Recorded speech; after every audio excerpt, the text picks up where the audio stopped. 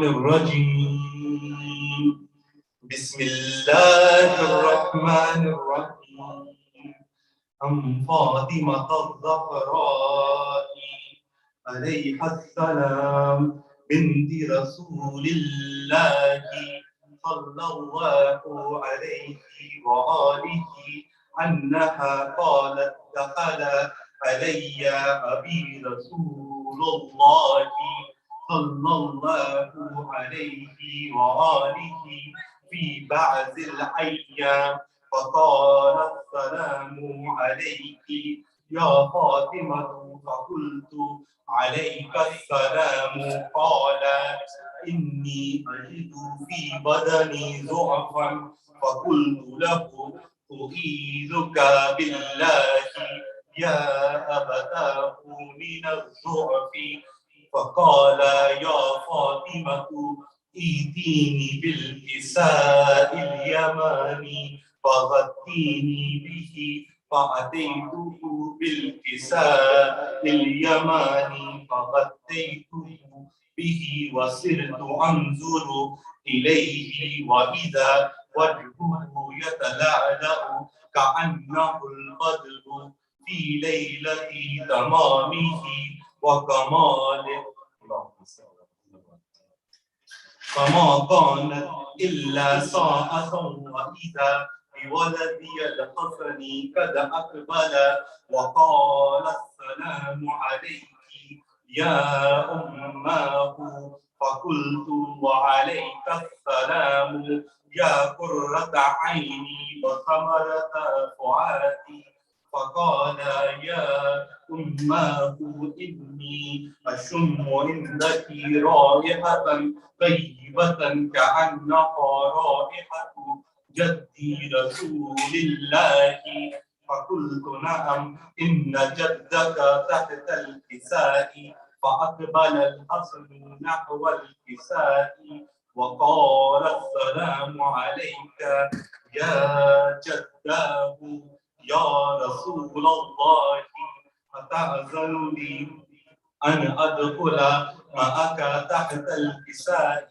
فقال وعليك السلام يا ولدي ويا صاحب حوزي قد أذنت لك فدخل معه تحت الكساء اللهم صل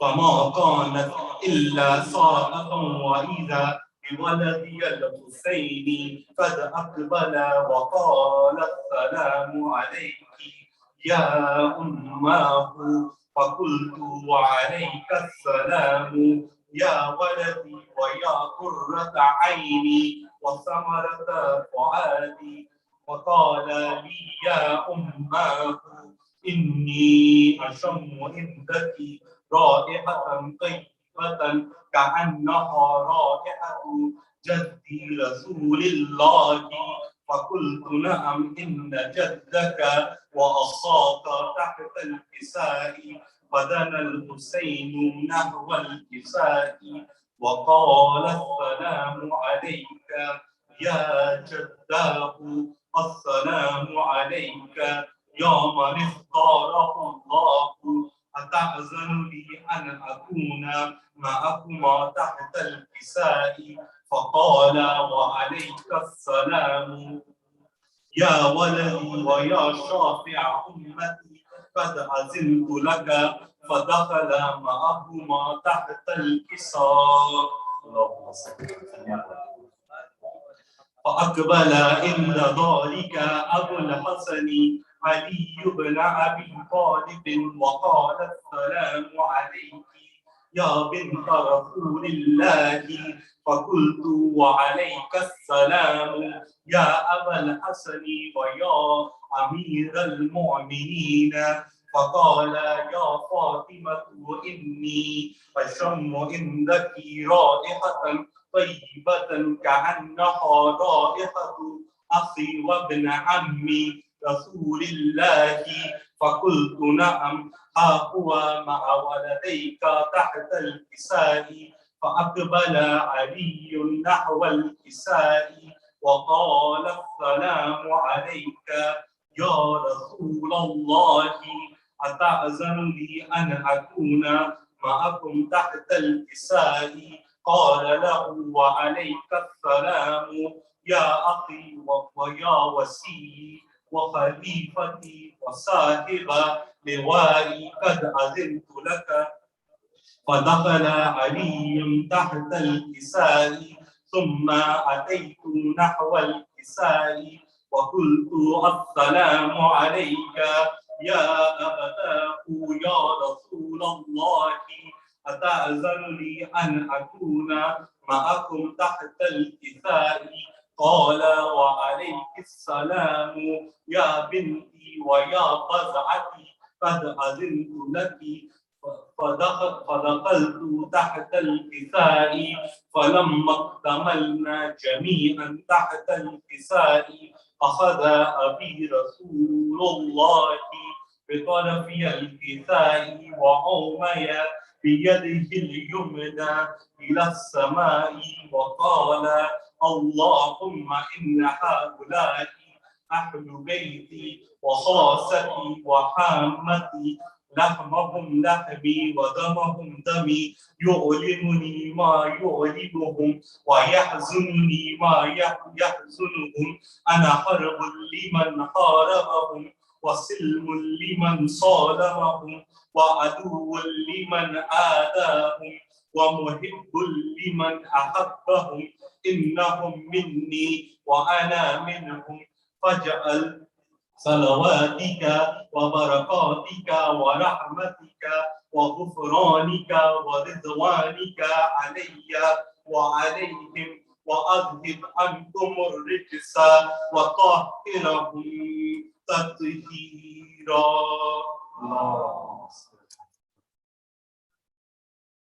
وقال الله عز وجل يا ملائكتي ويا سكان سماواتي، إني ما خلقت سماء مبنيا ولا أرضا مدحيا ولا قمرا منيرا ولا شمسا مزيا ولا فلكا يدور ولا بحرا يجري ولا فلكا يسري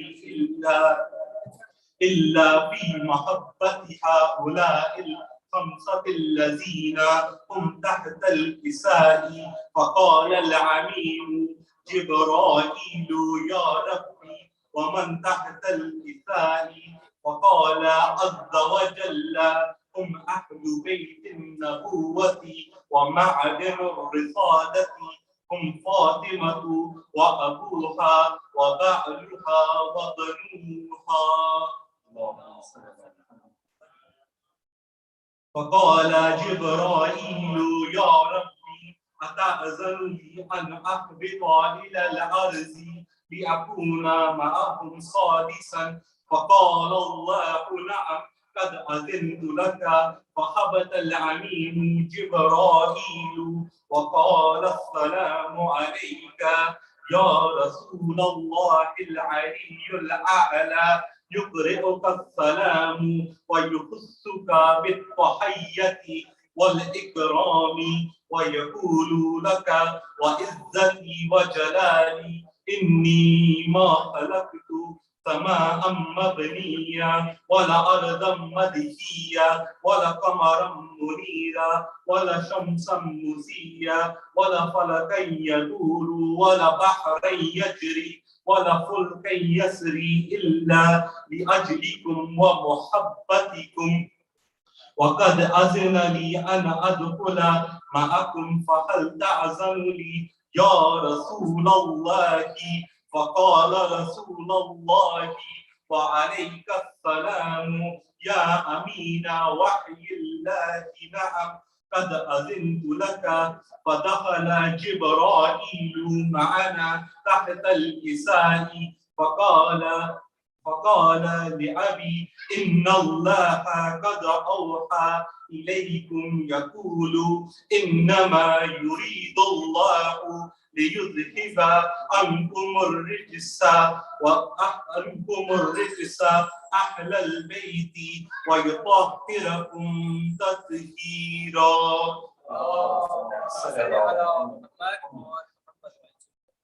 فقال علي لأبي يا رسول الله أخبرني ما لجلوسنا هذا تحت الكساء من الفضل عند الله. فقال النبي صلى الله عليه وآله والذي بعثني في الحق نبيا واصطفاني بالرسالة نجيا ما ذكر خبرنا هذا في محفل من محافل أهل الأرض وفيه جمع من شيعتنا ومحبينا إلا ونزلت عليهم الرحمة وخفت بهم الملائكة واستغفرت لهم إلى أن يتفرقوا. فقال علي عليه السلام إذا والله فزنا وفاز شيعتنا ورب الكعبة. فقال أبي يا رسول الله صلى الله عليه وآله يا علي والذي بعثني بالحق نبيا واصطفاني بالرسالة نجيا ما ذكر خبرنا هذا في محفل من محافل أهل الأرض وفيه جمع من شيعتنا ومحبينا وفيهم محموم إلا وفرج الله هما ولا مغموم إلا وكشف الله غما ولا طالب حاجة إلا وقضى الله حاجته. فقال علي عليه السلام إذا والله فزنا وسعدنا وكذلك شيعتنا وفازوا وسعدوا في الدنيا والآخرة ورب الكعبة.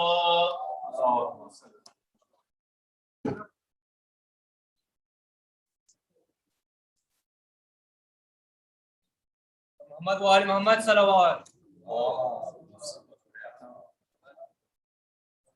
باقی کا سلام.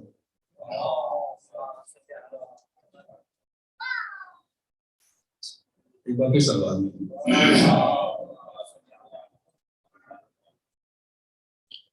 آج اون محمد کی نسبت سے مجلس پڑھ جائے کہ امام کے سامنے پیغام پیش کر رہا ہوں. گھر لوٹ کے گھر نے پہلا دیا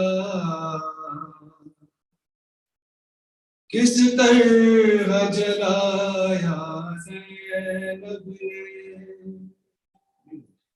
گھر لوٹ کے گھر میں پہلا دیا کس طرح جلایا زینب نے. بس آہ بھری اور گھٹ گھٹ کے بس آہ بھری اور گھٹ گھٹ کے بیٹوں کو پکارا زینب نے. گھر لوٹ کے گھر میں پہلا دیا کس طرح جلایا زینب نے. پھر کوئی بھوک اٹھی دل سے پھر شام غریب یاد آئی. پھر کوئی بھوک اٹھی دل سے پھر شام غریب یاد آئی. پھر کوئی بھوک اٹھی دل سے پھر شام غریب یاد آئی. حجروں میں اون محمد کے حجروں میں اون محمد کے دیکھا جو اندھیرا زینب نے.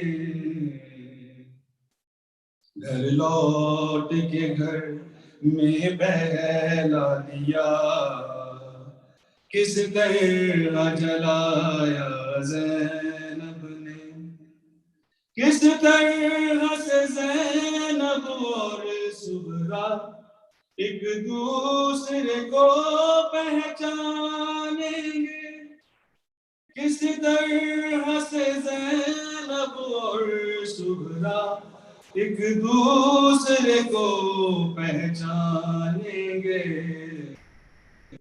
سغرا کے بعد سفید ہوئے، سغرا کے بال سفید ہوئے، کیا کالا جوڑا زینب نے، گھر لوٹ کے گھر میں پہلا دیا کس طرح جلایا زینب نے، غش آنے سے پہلے دونوں نے ایک دوجے کو بس تھام لیا، غش آنے سے پہلے دونوں نے ایک دوجے کو بس تھام لیا، سغرا نے جو دیکھا زینب کو، سغرا نے جو دیکھا زینب کو، سغرا کو جو دیکھا زینب نے، گھر لوٹ کے گھر میں پہلا دیا کس طرح جلایا زینب نے، ایک شور اٹھا اجڑے گھر میں، ہائے اکبر ہائے اصغر، ایک شور اٹھا اجڑے گھر میں، ہائے اکبر ہائے اصغر، سغرا نے سنبھالا زینب کو، سغرا نے سنبھالا زینب کو، سغرا کو سنبھالا زینب نے، گھر لوٹ کے گھر میں پہلا دیا کس طرح جلایا زینب نے، نبیوں کی وراثت کے وارث کی امانت دار بہن تھی نوے، نبیوں کی وراثت کے وارث کی امانت دار بہن تھی نوے، توحید کے بار کو شانوں پر، توحید کے بار کو شانوں پر تنہائی اٹھایا زینب نے، گھر لوٹ کے گھر میں پہلا دیا کس طرح جلایا زینب نے۔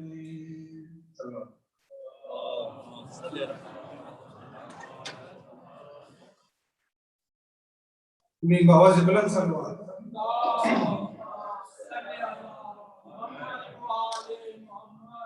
سند یہی ہے کہ حرف سند کو آتے ہیں، سند یہی ہے کہ حرف سند کو آتے ہیں، زمانے بھر کی بلاؤں کے رد کو آتے ہیں، سند یہی ہے کہ حرف سند کو آتے ہیں، زمانے بھر کی بلاؤں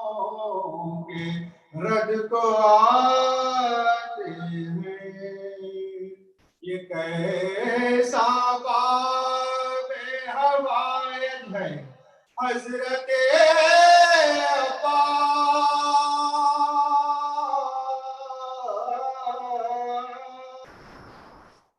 یہ کیسا باب حوائج ہے حضرت عباس، اسے پکارو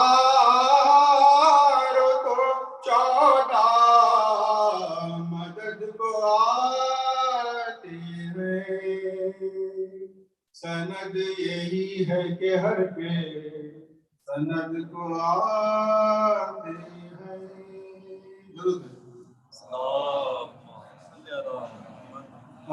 جب زینب غریب کے رنگ میں پسر لڑے، تنہا لڑے یا وہ سب اہل شر لڑے، اس خوبصورتی سے علی کے جگر لڑے. ایک شور پڑ گیا کہ غضب شیر نر، ایک شور پڑ گیا کہ غضب شیر نر، پھر سائنے ملا ہے جناب امیر کا. یہ زور سب شیر کی بیٹی کے شیر، یہ زور سب شیر کی بیٹی کے شیر. زینب جو ننگے پاؤں کھڑی تھی غریب در، عباس جا کے دیتے تھے یہ دم بدم خبر. روئے نا حضور مہم ہو چکی ہے سے، لاکھوں سے لڑ رہے ہیں غضب آپ کے، لاکھوں سے لڑ رہے ہیں غضب آپ کے. زور آج پھر دکھا دیا خیبر کشائی کا، اب تو انہی کے ہاتھ میں میدان لڑا، اب تو انہی کے ہاتھ میں میدان لڑا. آنسو بہا کے بنتے علی نے کیا کہ ہاں دے اور ہمتیں خلاف ان سجا. بچے کہاں ہزار کا وہ مہرکا کہاں، کچھ ہو انہیں فلک نہ ہونے دیا، کچھ ہو انہیں فلک نہ ہونے دیا. بے کسوں اور مجھ پہ اس پر مجھے اعتماد ہے، خالق کو دے جو میرے دل کی مراد، خالق کو دے جو میرے دل کی مراد. بھیا کچھ اپنے بیٹوں کا مجھے کو نہیں خیال، مر جائے لڑکے یا کے ہوٹاپوں سے پامال. صدقے کرو ہزار جو ایسے ہو نونیاز، سب دولت لٹے پہ بچے فاطمہ، سب دولت لٹے پہ بچے فاطمہ. آئے بہن پہ وہ جو بلا ان پہ آئی ہے، دنیا میں کوئی ہو کہ نہ ہو میرا باپ، دنیا میں کوئی ہو نہ کوئی میرا باپ. یہ ذکر تھا کہ بھائی کو حضرت نے دی صدا. عباس آؤ پھر گئے زینب کے دل ربا، دوڑے صدا یہ سنتے ہی عباس با وفا، اثناء راہ میں علی اکبر نے یہ، اثناء راہ میں علی اکبر نے یہ کہا. زندہ رکھا فلک نے کیا آنسو بہانے کو، چلیے حضور جاتے ہیں لاشیں اٹھا، چلیے حضور جاتے ہیں لاشیں اٹھا. چلائے رو کے حضرت عباس نامور، چھوٹا تمام ہو گیا یا شاہ پیر پر. حضرت پکارے ہاتھ کلیجے پہ مار کر، ہائے ہائے بڑا بھی مر گیا میرا ہو، ہائے ہائے بڑا بھی مر گیا میرا ہوا ماں منتظر ہے جان تیرے پاں کٹے پھٹے ہوئے کس منہ سے جاؤں خیمے میں لاشیں لیے کس منہ سے جاؤں خیمے میں لاشیں لیے کچھ کچھ ابھی تھا تم کے انہیں لے چلے امام ایک لاش کو تو آپ لیے تھے شہ انام اور ایک لاش حضرت عباس نیک نام خیمہ کا سامنے کے بساط ہوئی خیمہ کا سامنے کے بساط ہوئی جیتے نہ پہنچے ہائے غضب خیمہ مقام دونوں شبیر مر گئے اسماعیلہ دونوں شبیر مر گئے اسماعیلہ جیتے نہ پہنچے ہائے غضب خیمہ مقام دونوں شبیر مر گئے اسماعیلہ دونوں شبیر مر گئے اسماعیلہ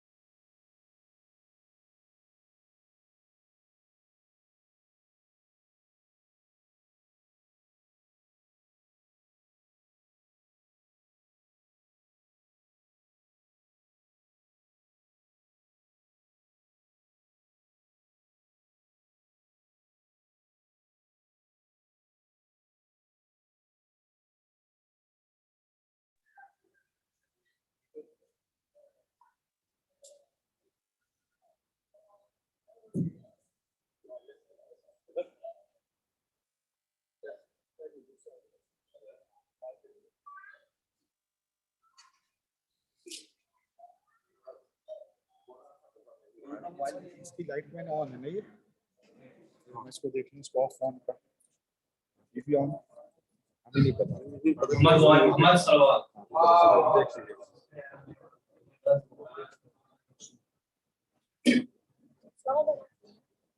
قبر اصغر کی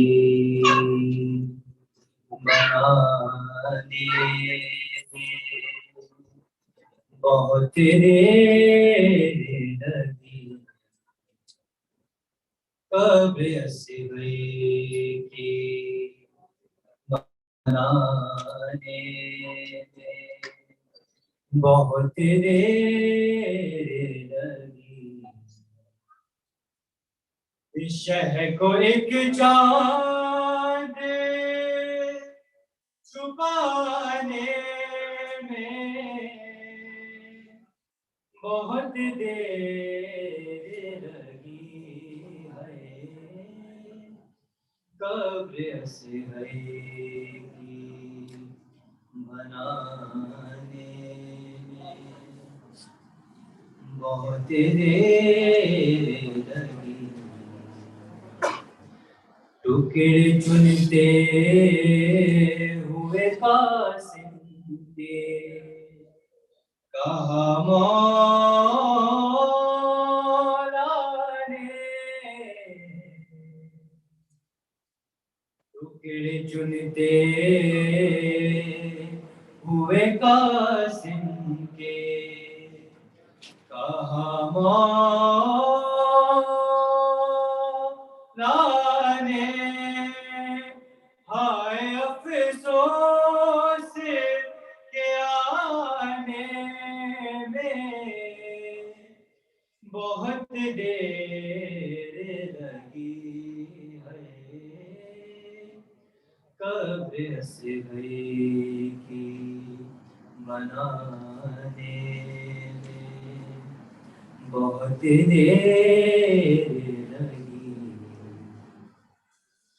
شہن ہر لاش کو جلدی سے اٹھایا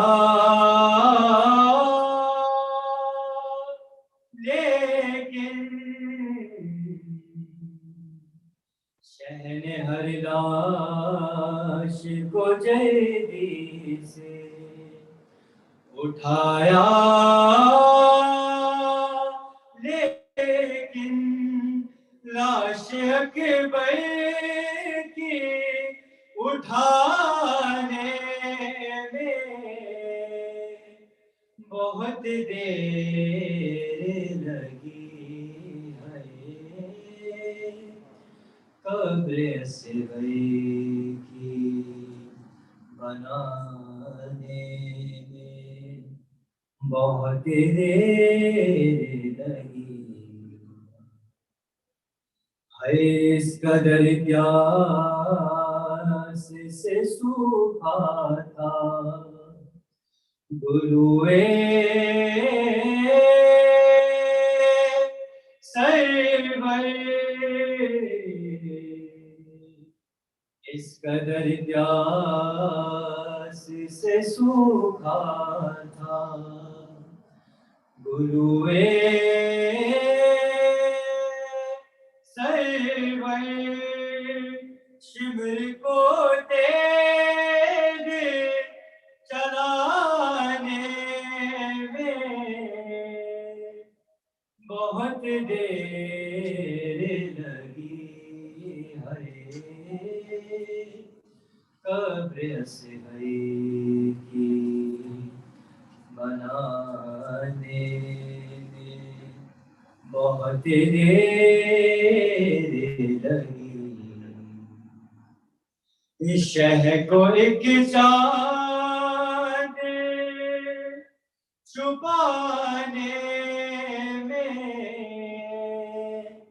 بہت دیر لگی ہے قبر اصغر کی بنا किनारे में बहुत देर रही। तो मोहम्मद वालेकुम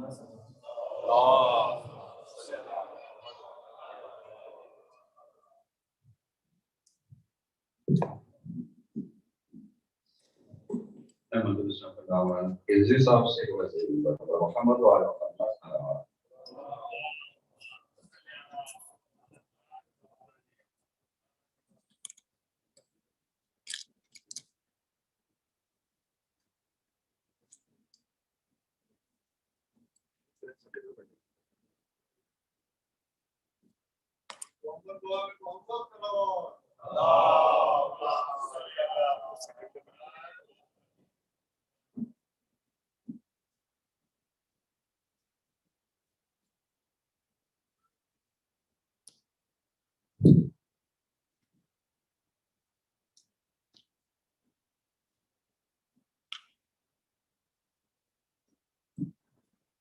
Muhammad wa ali Muhammad salawat.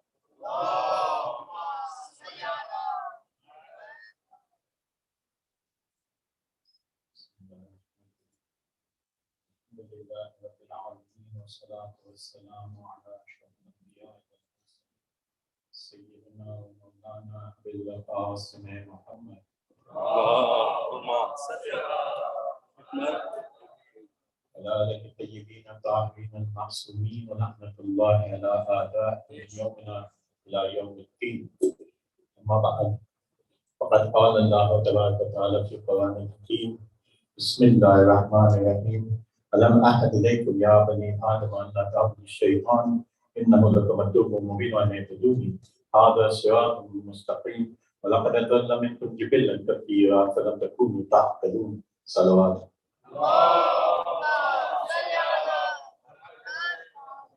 We've been using these three ayahs from Surah Yasin for our last few days of conversation. The whole purpose of selecting the ayah from Surah Yasin, ayah number 60 to 62, is to find the subject of that ayah in this day and age.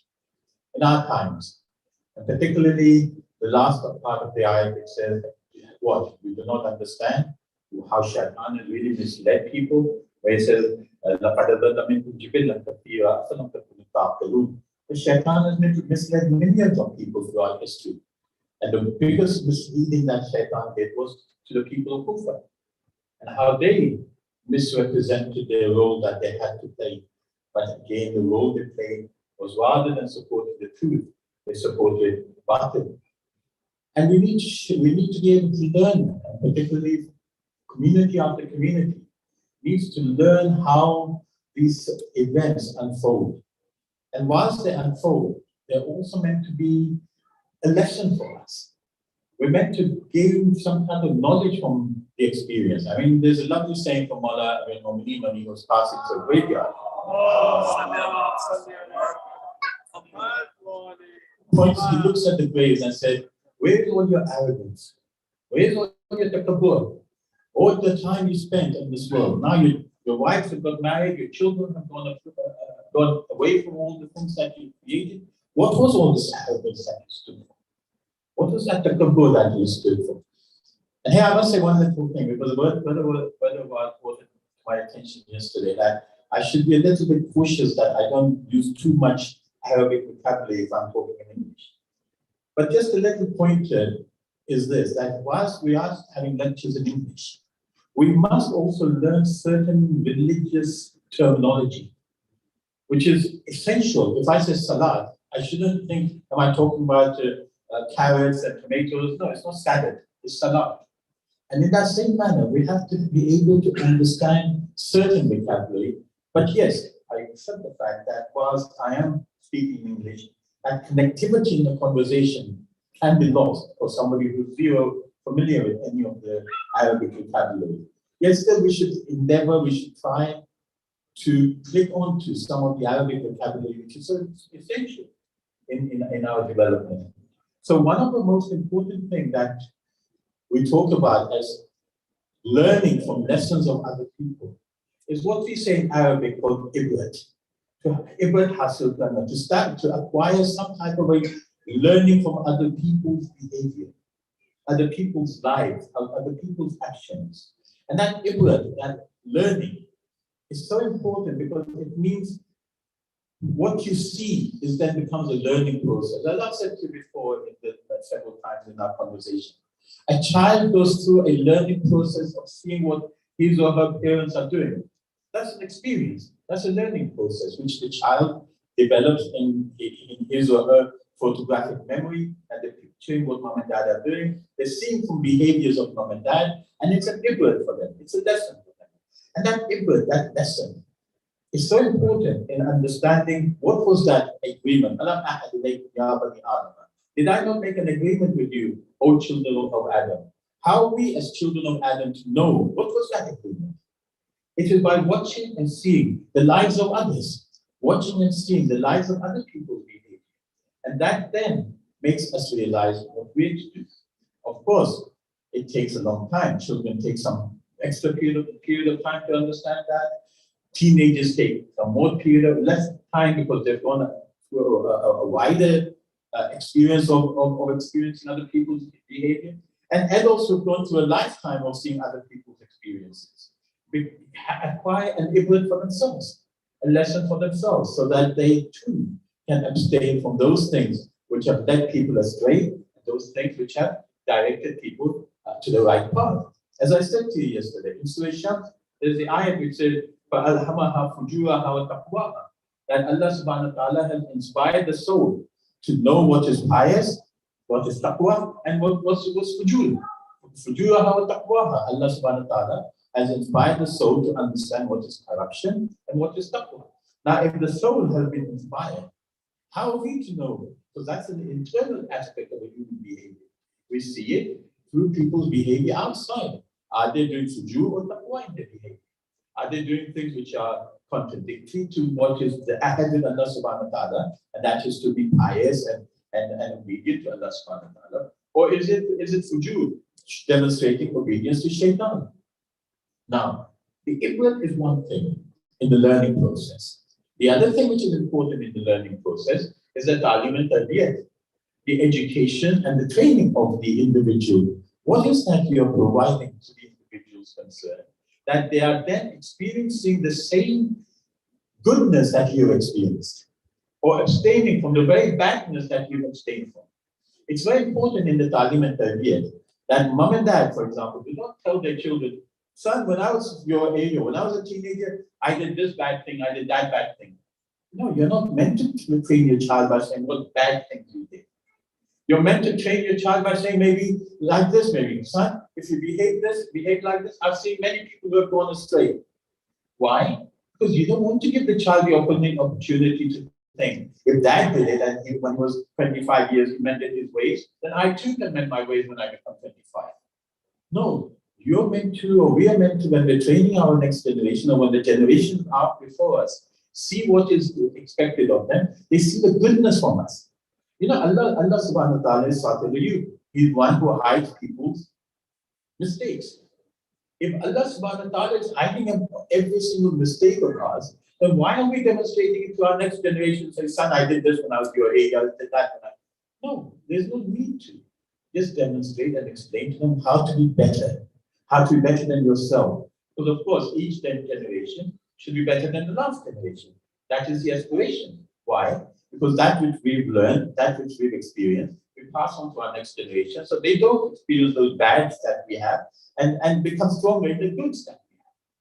That should be the process. And that's why we encourage so much.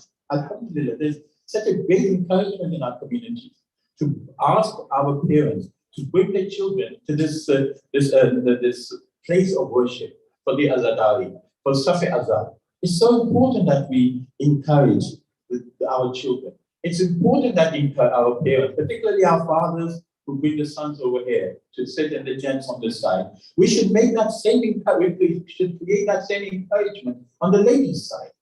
We should make it so easy and comfortable for mothers with new children to come to the Azadari and sit there and listen to my majlis and be an example for their daughters and their sons who are sitting with them on the ladies' side, that this is how you listen to the Azadari. They should be encouraged to come. Our sisters should not feel a choice. My husband's going to the masjid, they say, that's enough, I'll stay at home and listen to the Zoom, for example. No, they should be here as well. Regardless of how their children behave, they should be here. There should be a place of azadari where both the mothers and fathers can bring an experience for their children to have. Salawat.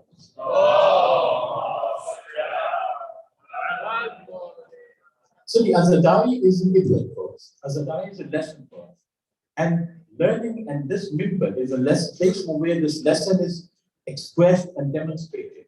So if we understand this, that ibrat, learning a lesson is important. There's a lovely ayat from Surah Nur, ayat 44 from Surah Nur. Allah subhanahu wa ta'ala says, يَقَلِّبُ اللَّهُ لَيْلَ وَالنَّهَارِ Allah subhanahu wa ta'ala turns the night to the day.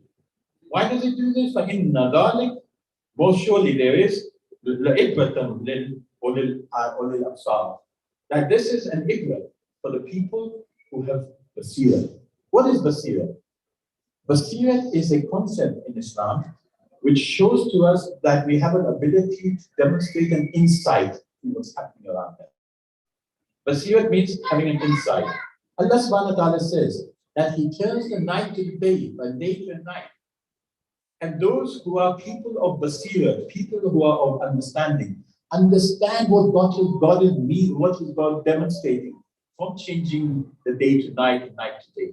In other words, it's demonstrating to mankind that life is a moving entity. And change with it, see what you do with it, and make sure you don't waste it. And when the day turns to the following, the night turns to the following day, the previous day is not going to come back again. It's the next day which is going to come. Learn from the experiences of those people who have seen the day turn to the night and the night turn to the day, and they've spoiled their lives over that change. And don't spoil your life with those who are spoiling their lives as the night is changing to the day and the day is changing to the night. But what's important in basira, what's important in insight, is a lovely saying from the Holy Prophet, Hazrat Muhammad sallallahu alaihi wasallam.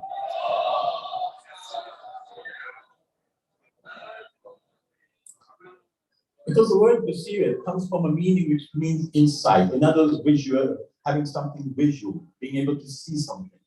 So what the Holy Prophet says, he says, blindness is not because of the fact that one does not have the ability to see. He says, laysa a'ma. Blind person is not one. Man ya'mal basarahu. Blind person is not one who cannot see with his sight. He says, blindness is not due to the fact that you can't see. He says, innamal a'ma. Blindness for sure is due to what? Man ta'amal basiratuhu. Blindness is that which is shown by lack of insight. That's blindness, he says, our Prophet. Prophet says, not because you can't see with your eyes, it's because you cannot see from your insight of your visual understanding. In other words, you're unable to see what's happening around you, not because you're blind, it's just because you can't understand what's happening around you.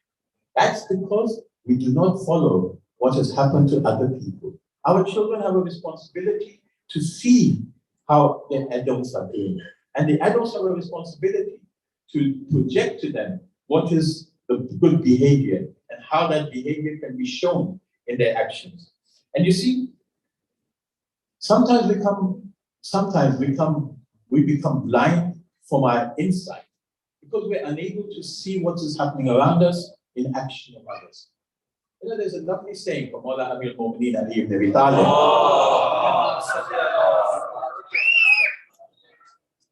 He says that speech, because it's through speech that we understand and we see what people are intending to do in their actions most of the time. Of course, actions of behavior is also there. But when somebody speaks to you, you understand what they want of you, what they want you to do. Mawla says that speech is of three types: haq, batil, and fasad. He said speech is of three types. And to understand, these three are like this: that haq is when somebody says the truth, stealing is a bad thing to do. That's haq. Anything you tell someone which is right for them to do or prevent them from doing something, that's haq. Batil, he says, is something like you say stealing is good. That's batil. It's a bad thing you're encouraging somebody to do, and you say this is a good thing. Then he says fasad. He says fasad is a combination between haqq and batil. To understand fasad, you have to have the insight to understand where the individual is coming from. What is his intention? What does he intend to mean when he is doing something? I'll give you a little example, and it's very important to understand this. Last year, there was a big hoo-ha on the internet about this film called Lady of Heaven by this individual called Shaitan Yasser Habib. He promoted this film called Lady of Heaven. In this film, what they were trying to demonstrate was the danger and difficulty that Hazrat Fatima Zahra Salam Alayha went through.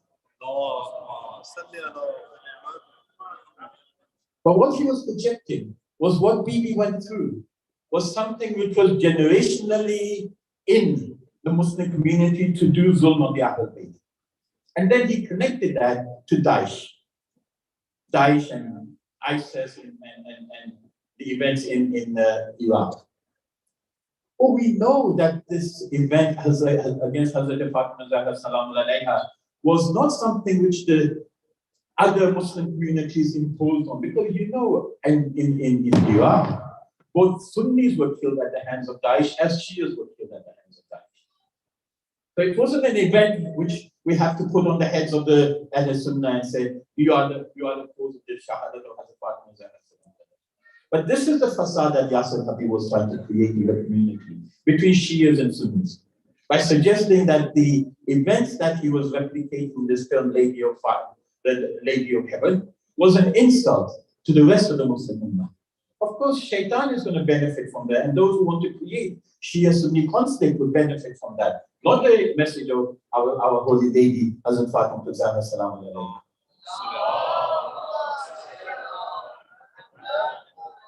So that's why it's important to understand the difference between haqq, batil, and fasad. To know and understand what is that intended statement of the individual. He may say something sounding good. I remember I said this in another one of my lectures a few hours back. That once we had a lady speaker here, and for 7-8 days she was promoting a very good message, beautiful message. Then on the 8th day or the 9th day, she says, I want to give you one very important message, because by the 7th day, she had created a lot of confidence in people's minds about it. She was doing a lot of harm and everything, but the main intention was to give that message of facade in the conversation. What she says is that, you know, in this world, more people of the Amama have caused problems to the world than the people of Thais. What does that mean? That means Maulanas are people who are stirring up things in the world, and people with ties are creating all. In other words, it's the Muhammad, it's the Amama which is causing corruption, not the secular system which is causing corruption. We have to be careful, brothers and sisters. Our children have to understand that there is a difference in speech which is between haqq, batil, and fasad. And if we're not cautious of that, we can lose the chain of understanding. You know, in this, and when one lacks the seerah, when one lacks the ability to see, then one loses another thing in one's understanding, and that's how to recognize a friend and foe. How to recognize a friend and identify an enemy. Why? I give an example this for us. If you look at a lot of people, they'll say, why do we always support Palestine? Is there any reason Palestinians aren't Shia? Why do we support Palestine? Palestinians is not our responsibility is not to support or not to support Shia or Sunni. Our message is what Imam Ali Amir al-Mu'mineen Ali ibn Abi Talib says. Is to support he who is being oppressed. That is the message from our Imam. Not support, it doesn't mean that if your brother is a corrupt person, you support him just because he's your brother. Against a Muslim who your brother is oppressing because he's not your relative. We've got to learn this. Our children have to learn the difference between haqq and batil. Our children must understand that if even my own is doing something wrong, I have a duty to tell him he's doing something wrong. Not keep quiet because he's mine, but condemn somebody who's not mine just for the thing which mine was doing, but I was afraid to tell him not to do it. We have a learning process. That's why. That's the main message that our imams told us, that we have to defend haqq, not be the supporters of batil, not be the supporters of facade and corruption. And that's why, if we understand who our friends are, and if we understand who our enemies are, then that also means that we have a duty to defend our friends against our enemies. And one of the most important things in this present day and age, using the example of Palestine, is that whilst our friends and children are being killed in the streets of Palestine, we live in England, drinking and eating things of companies which are financing that state, which is oppressing our children in Palestine. We have to be careful. We have to learn the process of how to boycott the enemies of our friends. If we don't get this in our minds of our children ourselves, that if we have a Muslim person, it's a lovely saying from our Imam, that a person is not a believer if he does not think about what has happened to his Muslim brother somewhere else. He has a duty to know what is happening to his Muslim brother elsewhere. And therefore, what is happening in Afghanistan is very saddening for us. But this is not because the Taliban are of a particular belief and others are of different beliefs. No, they're killing people of all Muslim beliefs. They're not looking at whether a person is a Shia or Sunni. They're killing everybody. There's a lovely statement from Imam Khomeini. A lovely statement which our children and teenagers should understand quite clearly. He says, Imam Khomeini says, that whilst we are fighting in the world among Muslims, saying should we pray like this with our hands crossed or our hands open, the enemy is looking at us to see which hand of ours to cut. So we're fighting, should I open my hand, should I close my hand? While the enemy is there cutting off my hands, it's not bothering me. It's important for me to be bothered when I see that my Muslim brethren are being oppressed. And it's certainly a concern if we can demonstrate the same concern for anybody who's been oppressed in the world. And that's why it's so important to understand and see how throughout history, people have been oppressed, but people have ignored them. And when that oppression becomes bigger and bigger, they also get killed by that oppression. There's a lovely story about three chickens: a white chicken, a black chicken, and a brown chicken. And the farmer came and picked up the black chicken and took it and slaughtered it. The white chicken and the brown chicken are saying, "Oh, we're okay. He took the black chicken. We're fine." And a few days later, the farmer comes and takes the brown chicken. And the white chicken saying, "Oh, I'm fine. He's just taken the colored chickens." A few days later, because the chickens didn't stand to fight against the farmer came into the white chicken and slaughtered it and so on. It's important to understand that if we don't stand and become defenders, and this is the thing we have to bring home to our children, that if we do not become defenders of our haqq, then we will be oppressed and nobody will care about it, not even those who are close to us, because we've lost the principles of protecting ourselves. And this is the message which Karbala demonstrates, Kufa demonstrates to us, that they abandoned Hazrat Muslim, thinking they will be safe with Ubaydullah. But little did they realize that nothing of theirs was going to be safe, to the extent that they had to come out to fight for him against Imam of their time. But because they felt if we abandon Muslim, we'll be safe. If we abandon Hani, we'll be safe. If we abandon XYZ, we'll be safe. None of them were safe, because they all got cajoled into fighting against the Imam of the time. Salawat.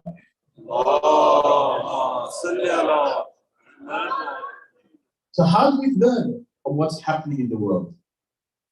Surah Rum, which is the 30th surah of the Quran, ayat number 42. Allah subhanahu wa ta'ala says, Siru fil arz, fanzuru. Travel around the world and see what's happening.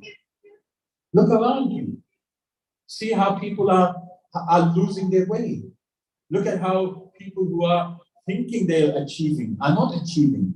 The only thing they're achieving is maybe a few qualifications, but they're losing and compromising their deen just to achieve a few qualifications and a few certificates, because they're not keeping their religious identity.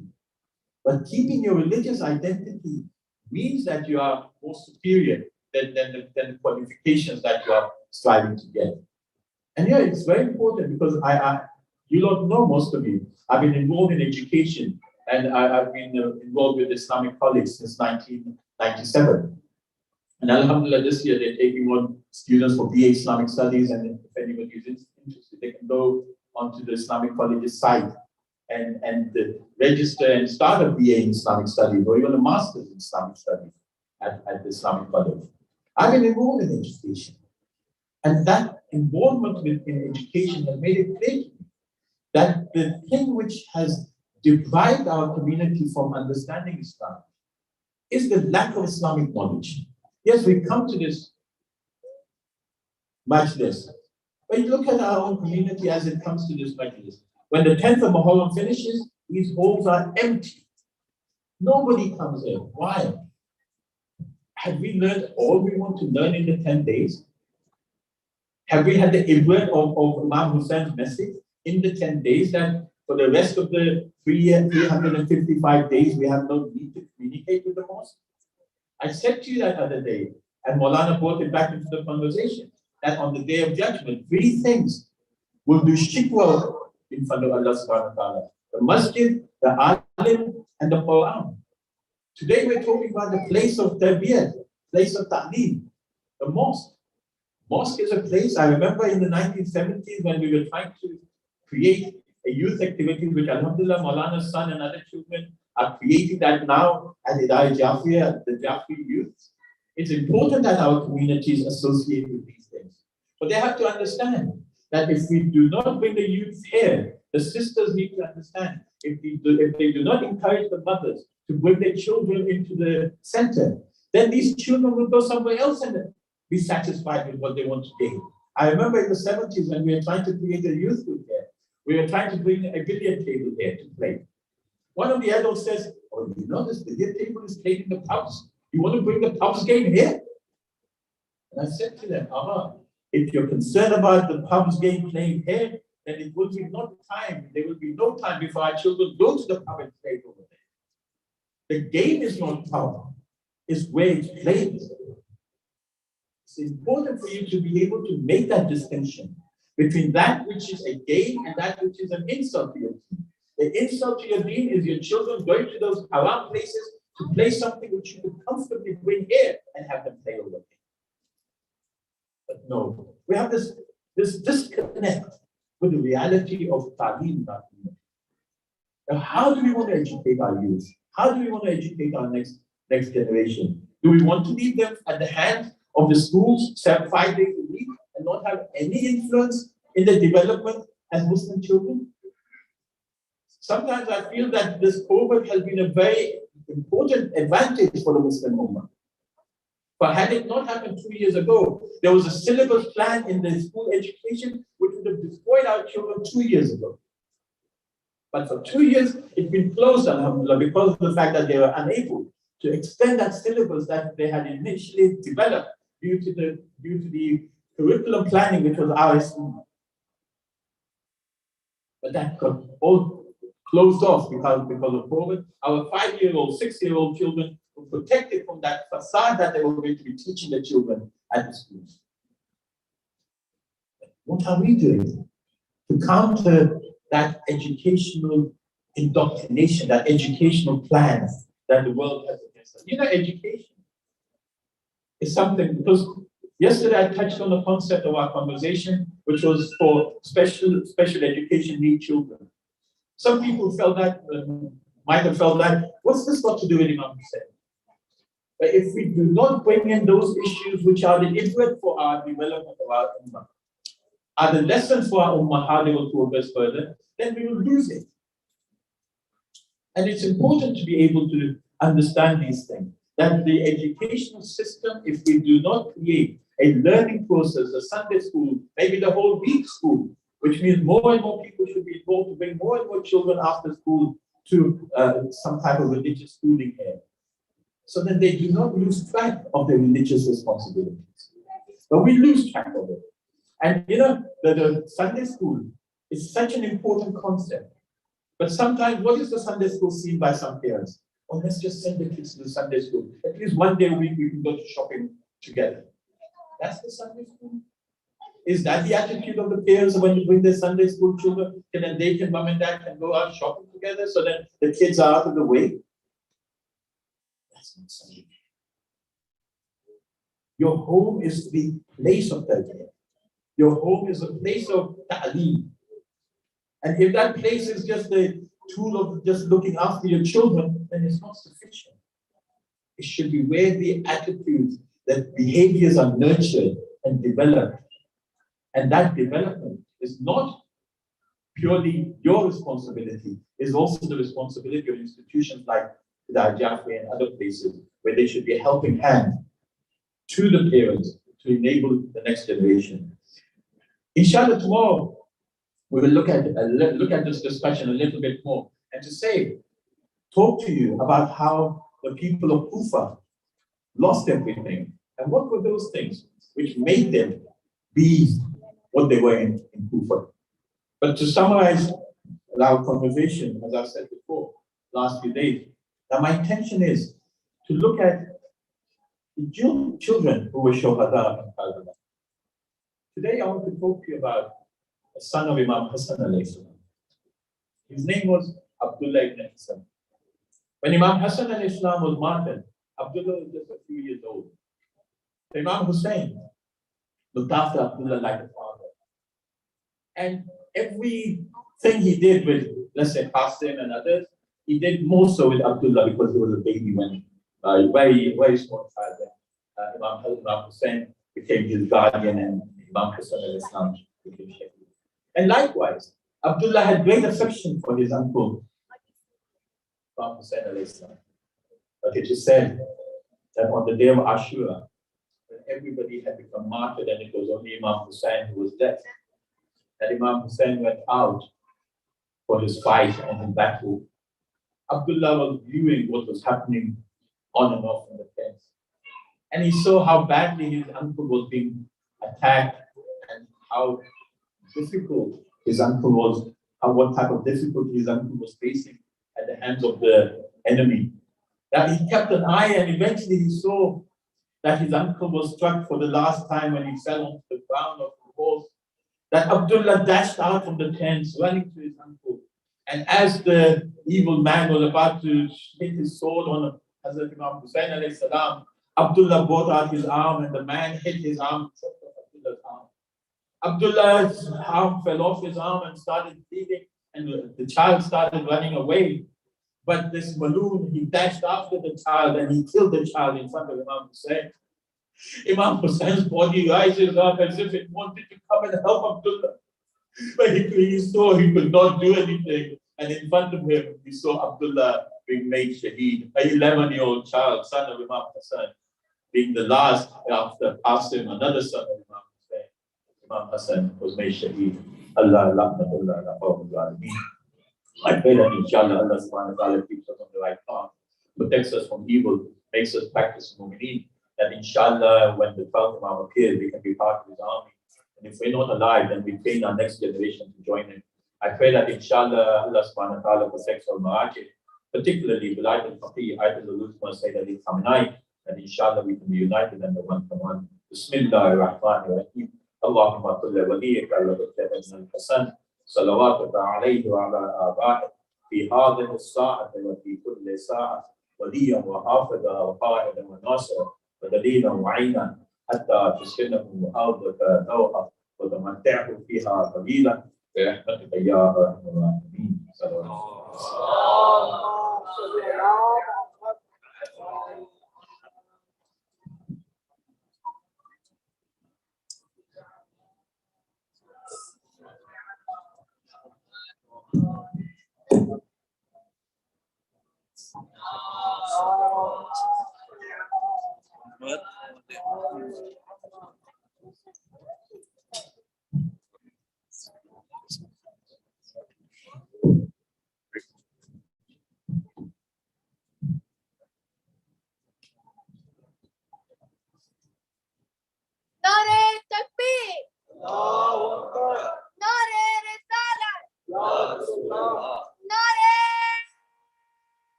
تکبیر، نعرہ رسالت، نعرہ حیدری، حیدری، خدا ختم انبیاء محمد صلی اللہ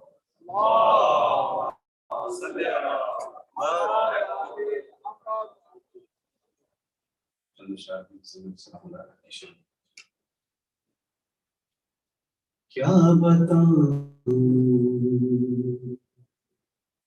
مقام زینب کا، کیا بتاؤں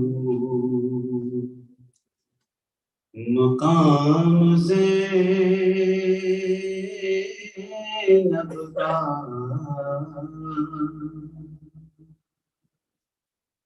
کیا بتاؤں مقام زینب کا،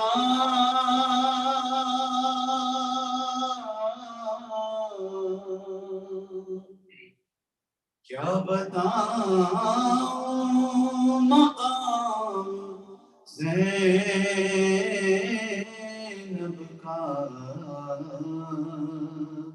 ارے اس میں اعظم ہے نام زینب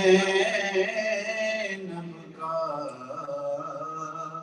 اس میں اعظم ہے نام زینب کا، ارے میں تو کیا خود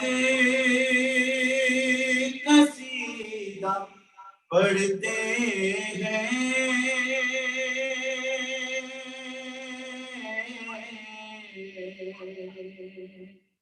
میں تو کیا خود قصیدہ پڑھتے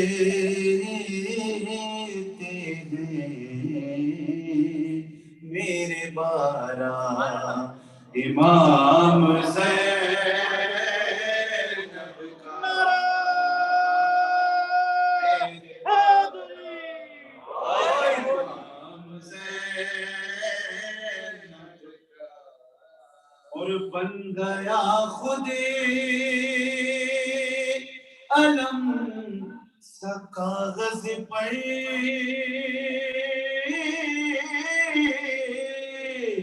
بن گیا خود علم سا کاغذ پر، لکھ رہا تھا میں نام زینب کا، نعرہ حیدری، میں نام زینب، اور اللہ اللہ ہوئے تیری قسمت،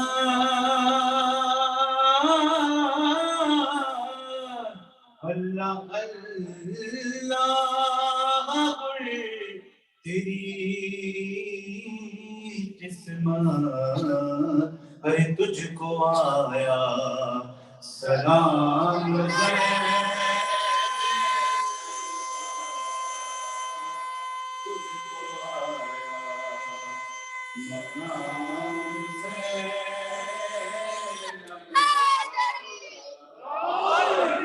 سلام زینب، مقام زینب کا، اور چل رہا ہے، چل رہا ہے اذان کی صورت میں،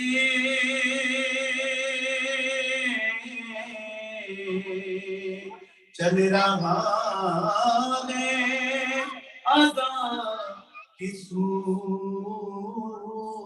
میں، دو جہاں میں نظام زینب کا،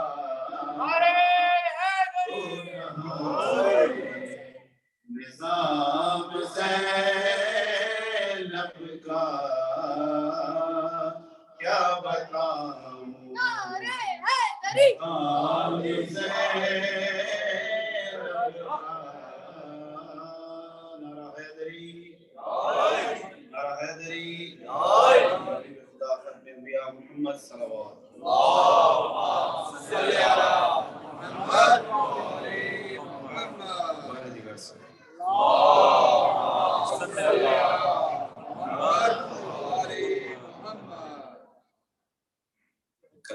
فرمائش بھی کی گئی اگر آپ میرے ساتھ مل کر پڑھیں گے مولا حسین کے مناسبت سے بارے دیگر سے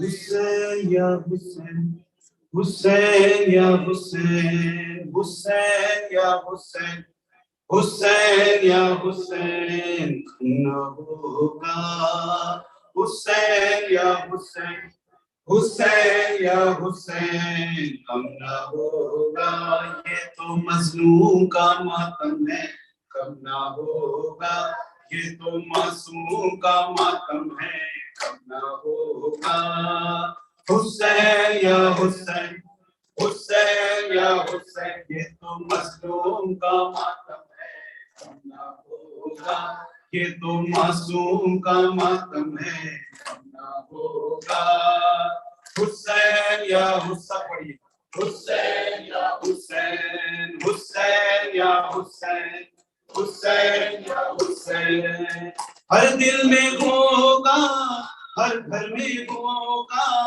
ہر دل میں ہوگا ہر گھر میں ہوگا دشت میں ہوگا گلزار میں ہوگا ہوگا معصوم کا ماتم ہے اب نہ ہوگا یہ تو معصوم کا ماتم ہے سب پڑھیے ہوگا حسین یا حسین حسین یا حسین حسین یا حسین حسین یا حسین سید زینب کی یہ عزا ہے فاطمہ زہرا کی یہ دعا ہے سید زینب کی یہ عزا ہے فاطمہ زہرا کی یہ دعا ہے زین العباد کے دل کی صدا ہے زین العباد کے دل کی صدا ہے ہم یہ دل زبار میں ہوگا ہوگا معصوم کا ماتم ہے اب نہ ہوگا یہ تو معصوم سب پڑھیے اب نہ ہوگا حسین یا حسین حسین یا حسین مظلوم کا حسین حسین یا حسین لاش پیشے کی زینب کا وعدہ دیکھے گی دنیا اب یہ نظارہ لاش پیشے کی زینب کا وعدہ دیکھے گی دنیا اب یہ نظارہ اے میرے بھیا ماتم تمہارا اے میرے بھیا ماتم تمہارا شام کے خونی دربار میں ہوگا ہوگا معصوم کا سب پڑھیے کم نہ ہوگا یہ تو معصوم کا ماتم ہے کم نہ ہوگا حسین یا حسین حسین یا حسین یہ تو مظلوم کا ماتم ہے کم نہ ہوگا یہ تو معصوم کا ماتم ہے کم نہ ہوگا حسین یا حسین حسین یا حسین حسین یا حسین حسین یا حسین ہم یہ تمہارا مولا بھولا نہ زمانہ گھر گھر سجا ہے یہ تمہارا زخانہ ہم یہ تمہارا مولا بھولا نہ زمانہ گھر گھر سجا ہے یہ تمہارا سوگ تمہارا جاری رہے گا سوگ تمہارا جاری رہے گا ماتم یہ سارے سنسار میں ہوگا ہوگا ہے نہ ہوگا یہ تو معصوم کا ماتم ہے نہ ہوگا حسین یا حسین حسین یا حسین حسین یا حسین حسین یا حسین ظہور مہدی جس روز ہوگا منظر وہ کتنا پرسوز ہوگا ظہور مہدی جس روز ہوگا منظر وہ کتنا پرسوز ہوگا منبر پہ ہوگا وارث ہمارا، منبر پہ ہوگا وارث ہمارا،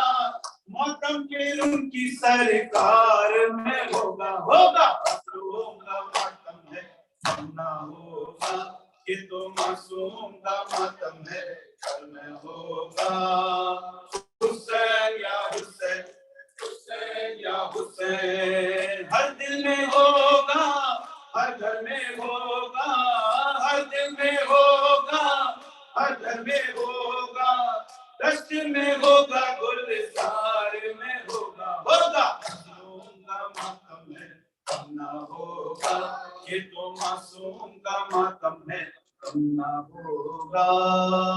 برائے سید اسلام کی کل مومن مومنات تاجیل امام زمانہ بلند صلوات۔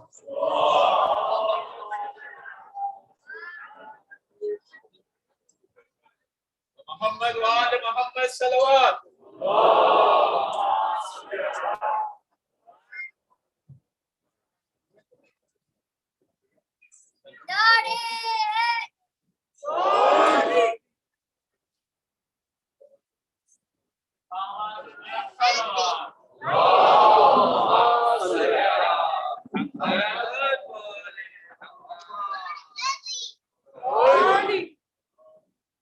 مومنین مومنات کچھ اعلانات ہیں، سماعت فرما دیے۔ مومن بعد ممبر شبیہ تابوت مولانا محمد پر آمد کیا جائے گا۔ کل بعد ممبر شبیہ تابوت شہزادہ علی اکبر پر آمد ہوگا۔ شب عاشور کی مجلس ٹھیک رات 1 بجے برپا ہوگی۔ بعد نماز اذان علی اکبر، نماز فجر اور فضیلت ادا کی جائے گی۔ عاشور کے اعمال دین ٹھیک 12 بجے شروع ہو جائیں گے۔ بعد نماز ظہرین ادا کی جائے گی۔ بعد نماز ظہرین حدیث شروع ہوگی۔ اس کے بعد جلوس برآمد ہوگا، جو کہ اپنے مقررہ کردہ راستے سے ہوتا ہوا ادارے میں واپس آئے گا۔ نماز مغربین بوقت فضیلت ادا کی جائے گی۔ بعد نماز مغربین شام غریبہ میں ادا کی جائے گی۔ مومنین، جیسے کہ آج کے علم ہے کہ ادارہ-e-جعفریہ میں کچھ کنسٹرکشن کا کام جاری ہے۔ ٹوائلٹس فش ہو رہے ہیں، کچن کے اسٹیئرس میں اس پر ٹائلس لگ رہے ہیں۔ تمام کاموں کی تکمیل کے لیے آپ کے مالک تعاون کی اشد ضرورت ہے۔ مومنین مومنات جو محرم فٹ میں یا باغہ شکل میں فنڈ دینے خواہشمند ہو، آپ ہم سے رابطہ کر سکتے ہیں۔ وہ مومنین جو ابھی تک ممبر نہیں بنے وہ ممبر بنے، ہم آپ کے طرح سے مبلغ مشہور ہوں گے۔ مومنین آپ کی رہنمائی کے لیے باہر والنٹیئرس موجود ہیں، ان کے ساتھ تعاون فرمائیے۔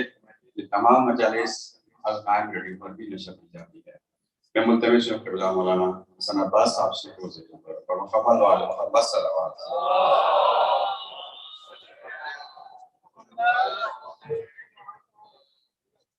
نعرہ تکبیر، تھوڑا تھوڑا سا آگے آ جائیے۔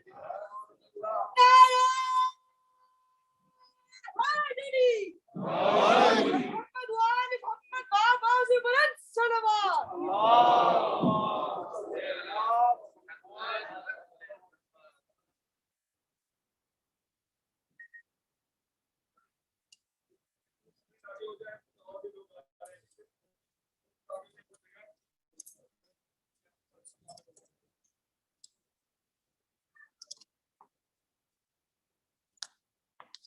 نعرہ تکبیر،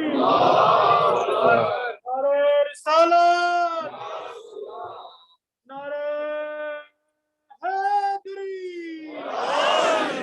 دشمنان اہل بیت پہ لعنت، اور محمد وآل محمد صلوات۔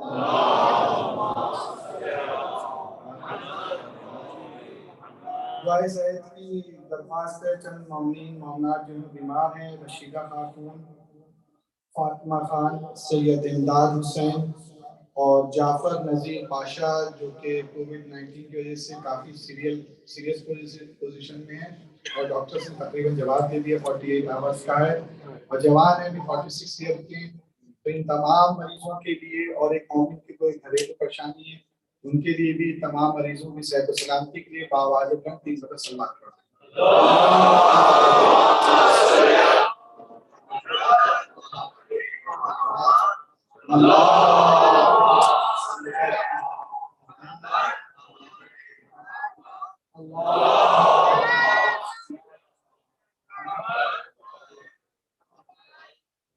بالله من الشيطان اللعين الرجيم بسم الله الرحمن الرحيم الحمد لله رب العالمين الصلاة والسلام على سيدنا ومولانا وشفيع ذنوبنا حبيب الله أبي القاسم مصطفى محمد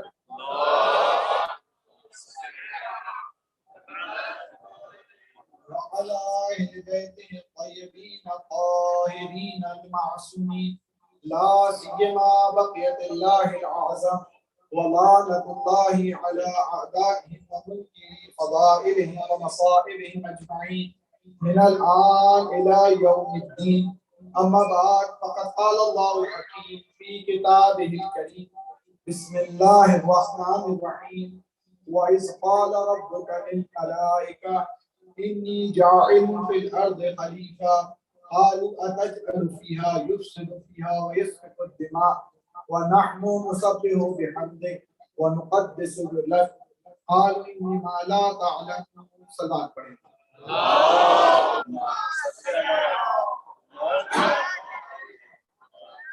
عزیزان محترم، اللہ سبحانہ وتعالی اس آیے باقی میں ارشاد فرما رہا ہے وَإِذْ قَالَ رَبُّكَ لِلْمَلَائِكَةِ، اللہ نے اپنی ملائکہ سے کہا انی جاعل فی الارض خلیفہ، میں زمین پر ایک خلیفہ بنانے والا ہوں.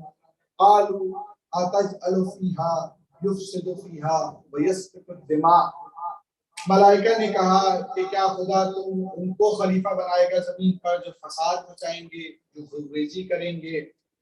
قال انی عالم ما لا تعلمون، جو میں جانتا ہوں وہ تم نہیں جانتے. عزیزان محترم، خدا بند متعال اصل میں اس آیت میں خدا بند متعال خلافت الہیہ یا انسان کامل کے فضائل و مناقب کو بیان کر رہا ہے اور معیار خلافت کو بیان کر رہا ہے. سب سے پہلا معیار خدا نے بہت واضح کر دیا، انی جاعل، میں خلیفہ بنا رہا ہوں، یعنی خلافت کا حق خدا کے پاس ہے. قرآن کے حوالے سے خلافت کا حق کسی کے پاس نہیں ہے، حتیٰ کہ رسول بھی اناؤنس کر سکتے ہیں، رسول بھی کسی کو اپنا خلیفہ نہیں بنا سکتے. خلافت کا خدا بند متعال جسے چوز کرے خلیفہ کے لیے، خدا خود کہہ رہے کہ میں خلیفہ بنانے والا ہوں، لہٰذا خلافت جو ہے خدا کی طرف سے. اسی طرح امامت بھی جو ہے خدا بند متعال نے قرآن میں امامت کی اِنَّا جَعَلْنَا أَئِمَّةً يَهْدُونَ بِأَمْرِنَا، امامت کے لیے خدا بند کا ہم نے قرار دیے بعض کو امام جو ہمارے امر سے ہدایت کرتے ہیں. چاہے وہ امامت ہو، چاہے وہ خلافت ہو، چاہے رسالت ہو، چاہے نبوت ہو، یہ وہ منصب ہیں، یہ ہم کسی کو نہ امام بنا سکتے، نہ ہم کسی کو رسول بنا سکتے، نہ ہم کسی کو نبی بنا سکتے، نہ ہم کسی کو خلیفہ بنا سکتے. تو پہلا معیار بہت واضح ہے کہ خلافت من جانب اللہ ہے، اللہ کی طرف سے ہوتی ہے، اناؤنس کرنے کا حق ہے، اناؤنس کیا جا سکتا ہے. دوسرا جو مسئلہ تھا وہ مسئلہ ہے وہ یہ کہ جو کل گفتگو ہوئی، بات واضح ہے کہ ملائکہ کے ذریعے خدا نے اس بات کو واضح کر دیا کہ جو بھی منصب خلافت پہ آئے گا وہ فاسق و فاجر نہیں ہو سکتا، وہ خوریز نہیں ہو سکتا، اسے پارسا ہونا چاہیے، اسے با کردار ہونا چاہیے. اگر فاسق و فاجر ہے وہ کوئی بھی ہو سکتا ہے، وہ خلیفہ الہی نہیں ہو سکتا، وہ منصب خلافت پہ نہیں آ سکتا. یقین جانے محترم، یہ وہ مسئلہ تھا اگر اس آیت پہ عمل کیا جاتا آج عالم اسلام کا حال ہی اور ہوتا، اس کا چہرہ ہی اور ہوتا.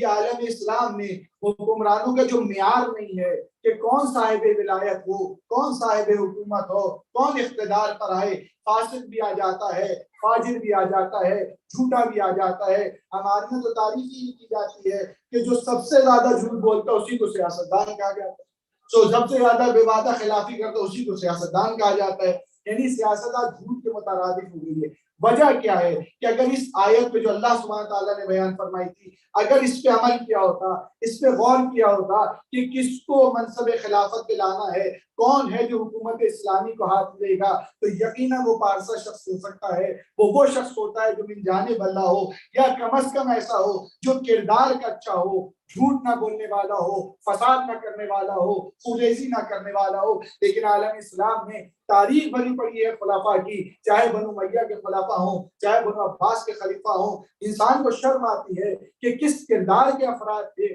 جو خلافت کا بھی دعویٰ کرتے تھے، ردائے خلافت رسالت بھی پہنتے تھے اور اس کے خلاف اس کو حجور بھی کیا کرتے تھے. لہٰذا یہ وہ معیار ہے جو قرآن مجید بیان کر رہا ہے. تیسرا معیار جس پہ گفتگو کرنی اور کل گفتگو وہاں پہ شروع کی تھی، وہ تیسرا معیار خداوند متعال کا ہے. وہ یہ خداوند متعال بتانے یہ چاہتا ہے کہ آج میں ہر چیز کا فیصلہ کرنا چاہتا ہوں. پہلا فیصلہ میرا سن لو، خلافت میری طرف سے ہے. خلافت کسی فاسق و فاجر کو نہیں مل سکتی، لہٰذا کسی ظالم کو خلافت میں نہیں مل سکتی ہے. اس کے بعد خداوند متعال تیسرا معیار جو بیان کرنا چاہتا ہے وہ علم کا معیار ہے. علم کے حساب میں جو شخص صاحب علم ہوگا، جو صاحب فضل ہوگا، اسے خلافت دے دیتی ہے. میں مقدمے کے طور بیان کروں گا. عزیزان محترم ایک سوال تاکہ بات واضح ہو جائے. ایک سوال یہ ہے کہ اللہ سبحانہ و تعالیٰ جب جناب آدم کو خلیفہ بنا کر زمین پہ بھیج رہا تھا، جیسے میں نے ہدایت کے لیے پہلے دوسری مجلس میں سوال اٹھایا تھا، آج وہی سوال میں علم کے لیے بھی اٹھاؤں گا کہ اللہ سبحانہ و تعالیٰ جب جناب آدم کو زمین پر بھیج رہا تھا تو اس وقت کتنے افراد تھے؟ کوئی نہ تھا. اس وقت کوئی یہاں پہ کوئی تھا ہی نہیں جس پر بھیجا جا رہا تھا. اور اللہ کس انداز سے بھیج رہا ہے؟ علم آدم اسماء کلھا، ہم نے آدم کو تمام اسماء کا علم دیا. اللہ نے تمام اسماء کا علم دیا، جناب آدم کو دیا. روئے زمین پر ابھی کوئی علم لینے والا نہیں ہے، روئے زمین پر کوئی کسٹینگ کرنے والا نہیں ہے. جہاں خدا ان کو بھیج رہا ہے وہاں پر کوئی اتنے علم کی ضرورت نہیں ہے. تھوڑا بہت بھی خدا کا علم دیتے تھا تو وہ علم کافی تھا، اس وقت کے زمانے کے حساب سے کافی تھا. لیکن خود مزاج خدا بند متعال ہے کہ خدا بند متعال نے ایسا نہیں کیا. خدا نے تمام علم دے کر بھیجا جو منصب نبوت کے، جو منصب خلافت کے، جو منصب رسالت کے مطابق ہوتا ہے. اللہ کا نمائندہ تھا، اللہ نے اس حساب سے علم کو دے کر بھیجا. لہٰذا خدا یہ بات واضح کرنا چاہتا ہے. اس کی وجہ یہ ہے کہ خدا بتانا یہ چاہتا ہے کہ علم جو ہے وہ ایک فضیلت رکھتا ہے. عزیزان محترم، ہمارے درمیان کیا ہے؟ اگر ہمارے درمیان جیسے کسی جگہ کوئی بچے ہی نہ ہو تو وہاں پر کسی پروفیسر یا ڈاکٹر کو تھوڑی بھیج دیا جائے گا درس پڑھانے کے لیے. کلاسز جہاں پہ بچے ہی نہیں ہیں، جہاں پہ آپ پڑھنے والے ہیں ابھی تو وہ پرائمری کے پڑھنے والے ہیں یا وہ ابھی جو ہے ریسیپشن کے پڑھنے والے ہیں، تو ان میں بڑے پروفیسرز کو تھوڑی بھیجا جائے گا، ڈاکٹر پوزیشن کے افراد کو تھوڑی بھیجا جائے گا. وہاں پہ تھوڑا بہت استاد جو کونسل کے اسکولوں میں پڑھا لیتے ہیں اتنے استاد کافی ہے ان بچوں کو پڑھانے کے لیے. لیکن خدا بند متعال بتانے نہیں چاہتا یہ تمہارا نظام ہے، یہ تمہارا نظام ہے، تم اس طرح سے کرتے ہو. ہمارا نظام اور ہے. خدا صرف بتانا یہ چاہتا ہے کہ ہم اس کو معلم بنانا چاہتے ہیں، ہم اس کو خلیفہ بنانا چاہتے ہیں اور اس خلیفہ کو معلم بنایا ہے. اس کو ایسا علم دینا چاہتے ہیں کہ روئے زمین پر اس کے کوئی مطابق نہ ہو، کوئی بھی شخص اس کے علم سے مقابلہ نہ کر سکتا ہو. اور آسمان پہ خدا نے امتحان لے کر اس بات کو واضح کر دیا کہ یہ بات یاد رکھنا، علم اتنا با فضیلت ہے اور منصب خلافت اتنا بڑا مقام ہے کہ زمین تو زمین، آسمان میں بھی کوئی اس خلیفہ کے علم کے برابر ہی نہیں کر سکتا. صلی اللہ علیہ محمد وآل محمد.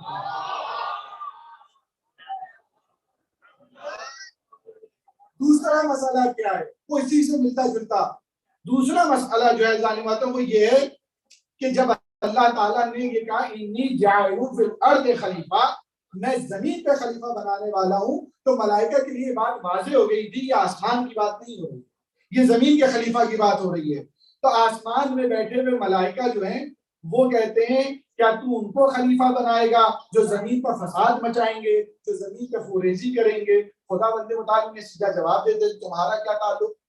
زمین پہ وہ فساد مچائیں، وہ زمین پہ خوریزی کریں، تمہارا اس سے کیا تعلق ہے؟ ہم جس کو خلیفہ بنا رہے ہیں ہم بہتر جانتے ہیں ہم کسے خلیفہ بنا رہے ہیں. وہ یا تو خوریزی کو روکنے والا ہوگا یعنی امام عادل ہوگا یا امام ظالم ہوگا. تمہارا اس سے کیا تھا؟ تم آسمان نشین ہو، تم جو آسمان پہ رہنے والے، تم ایک نوری مخلوق ہو، تمہیں اپنے عرش کے پاس جگہ دی ہے، تمہیں اپنے آسمان کے پاس جگہ دی ہے، تمہارا تعلق آسمان سے ہے. خدا بند متعال اگر یہ کہہ دیتا ہی جواب کافی تھا. یہ زمین کا مسئلہ ہے، وہ ہم جانے، ہمارا مسئلہ جانے، ہمارا خلیفہ جانے، لیکن خدا نے ایسا نہیں کیا. ان کو یہ نہیں کہا کہ یہ زمین کا مسئلہ ہے، بلکہ خدا بند متعال نے امتحان کا اہتمام کیا، کہا میں امتحان لوں گا. اللہ تعالیٰ نے کہا علم آدم اسماء کلھا ثم عرضهم علی الملائکہ، خدا نے اس تمام علم کو جو جناب آدم کو سکھایا تھا وہ تمام ملک کو دے دیا اور کہا انبئونی باسماء ہؤلاء، اب آؤ تم انجام امتحان پہ، ان کنتم صادقین، اگر تم سچے ہو جو تم دعویٰ کر رہے تھے، اگر تم اس میں سچے ہو آؤ مقام امتحان میں. جب مقام امتحان پر آئے تو انہوں نے کیا کہا؟ انہوں نے کہا ہمارے پاس علم نہیں ہے، لا علم لنا الا علمتنا، اے خدا ہمارے پاس کوئی علم نہیں ہے مگر وہ علم جو تم نے ہمیں دیا ہے. تو یہاں بات ایک واضح ہو گئی کہ خدا اگر کہہ دیتا کہ یہ زمین کا معاملہ ہے، آسمان کا نہیں ہے، ہم جانتے ہیں، تو یہاں پر خدا بند متعال نے یہ نہیں کہا. اور نہ صرف یہ نہیں کہا بلکہ خدا نے وہاں پر باقاعدہ امتحان لیا، اور امتحان لینے کے بعد اس بات کو ملائکہ پر اور آتی دنیا تک جب تک قرآن پڑھا جاتا رہے گا ان کے لیے اس بات کو واضح کیا میرا خلیفہ وہ ہے جو امتحان میں کامیاب ہوا تھا، جو ملائکہ کے مقابلے میں کامیاب ہوا تھا، جو معصوم مخلوق کے مقابلے میں کامیاب ہوا تھا، جو مقرب مخلوق کے مقابلے میں کامیاب ہوا تھا. تو بات صرف زمین کی نہیں ہے. ہم یہ نہیں بتانا چاہتے ہیں، معیار خلافت کو بنانا چاہتے ہیں کہ ہم یہ نہیں کہنا چاہتے کہ جہاں پر ہم خلیفہ بنا رہے ہوں گے بس وہاں پر کوئی اس کے جیسا عالم نہیں ہوگا. ہم زمانے کو بھی دیکھنا چاہتے ہیں، نہ اس مکان میں کوئی میرے خلیفہ جیسا عالم ہو سکتا ہے، اور نہ اس زمانے میں، چاہے وہ آسمان ہو چاہے وہ زمین ہو، مکان دونوں مکان ہے، زمان دونوں ترجمان ہے. خدا بتانا چاہتا ہے نہ زمان کا مسئلہ ہے نہ مکان کا مسئلہ ہے، جس کو ہم خلیفہ بنائیں گے وہ زمانے کا بھی عالم ہوگا اور تمام عالم میں بھی وہ عالم ہوگا. سب بات کریں محمد وآل محمد.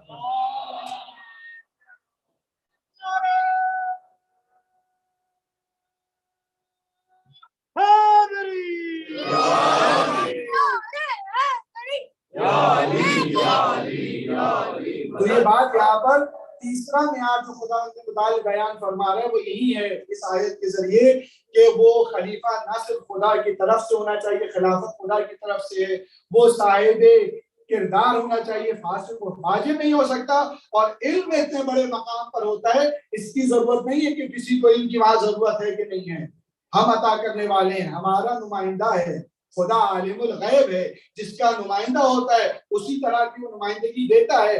خدا عالم الغیب ہے، لہٰذا اس کا جو نمائندہ ہوگا وہ علم کا احاطہ رکھتا ہوگا، وہ علم کا جاننے والا ہوگا، وہ علم کا جو ہے پہچاننے والا ہوگا، وہ معرفت کے مناظر کو رکھتا ہوگا. عزیزان محترم، یہ آیت ہم کو یہاں پر یہی بتا رہی ہے، لیکن ہم نے جب تاریخ میں اٹھا کر دیکھتے ہیں، جب معیار خلافت میں ہوئے بڑے سے مسائل تھے، بہت سارے مسائل ہوئے جو آج تک حل بھی نہیں ہو سکے، لیکن ایک بات واضح ہے جو آج بھی کتب اہل سنت میں بھی ہے اور شیعہ کتب میں بھی ہے کہ رسول اللہ کے بعد اگر کوئی شخص عالم شخص تھا، کوئی شخص سب سے بڑا عالم تھا، سب سے بڑا علم رکھنے والا تھا، وہ علی ابن ابی طالب کی ذات ہے، مولا کائنات کی ذات ہے. خود جناب عائشہ فرماتی ہیں علی اعلم الناس بالسنہ، علی وہ ہے جو سنت میں سب سے زیادہ علم رکھنے والے. صلوات پڑھیں محمد وآل محمد.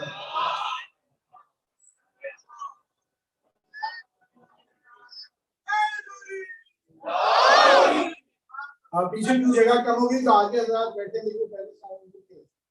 جو لوگ پیچھے آنا چاہیں یہاں پر بیٹھ سکتے ہو، اگر پیچھے جگہ نہ ہو قضا خانے میں 10-12 افراد کی جگہ ہے، جب پیچھے جگہ ختم ہو جائے تو آگے بھیج دیں. صلوات پڑھیں محمد وآل محمد.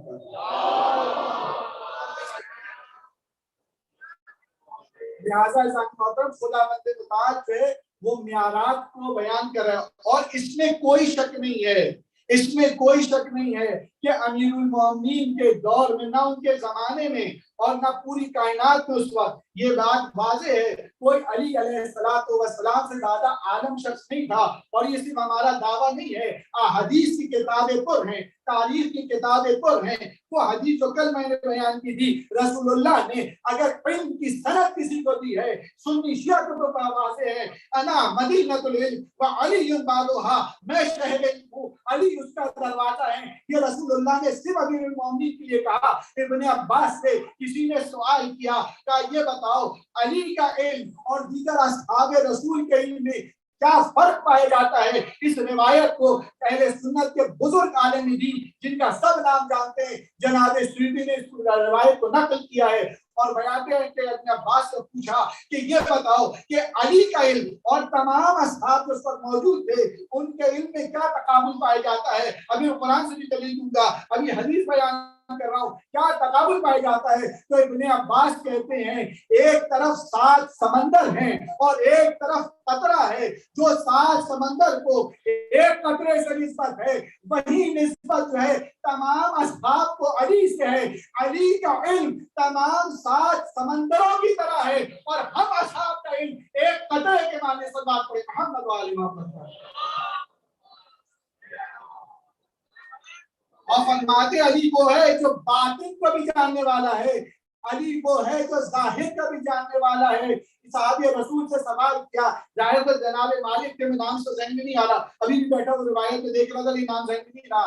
ان سے سوال کیا گیا کیا تم جانتے ہو اصحاب رسول میں علی سے زیادہ کوئی عالم شخص, عالم شخص, عالم نہیں عالم شخص کوئی رسول اللہ کے اصحاب میں تم علی سے زیادہ کسی عالم شخص کو جانتے ہو؟ تو وہ بیان فرماتے ہیں, وہ کہتے ہیں خدا کی قسم میں امت اسلامیہ میں رسول اللہ کے بعد کسی کو بھی علی سے زیادہ عالم نہیں سمجھتا.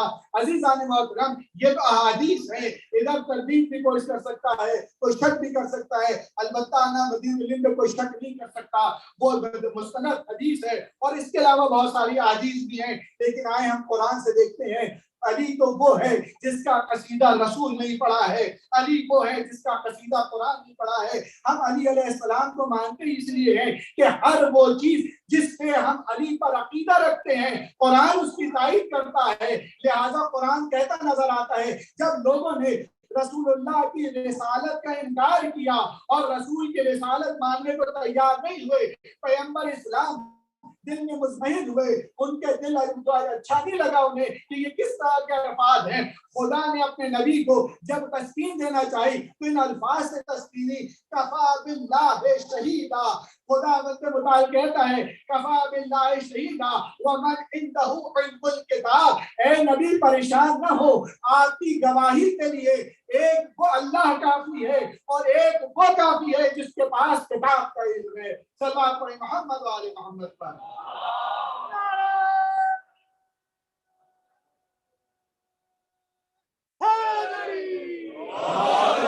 محمد والے محمد صلوات.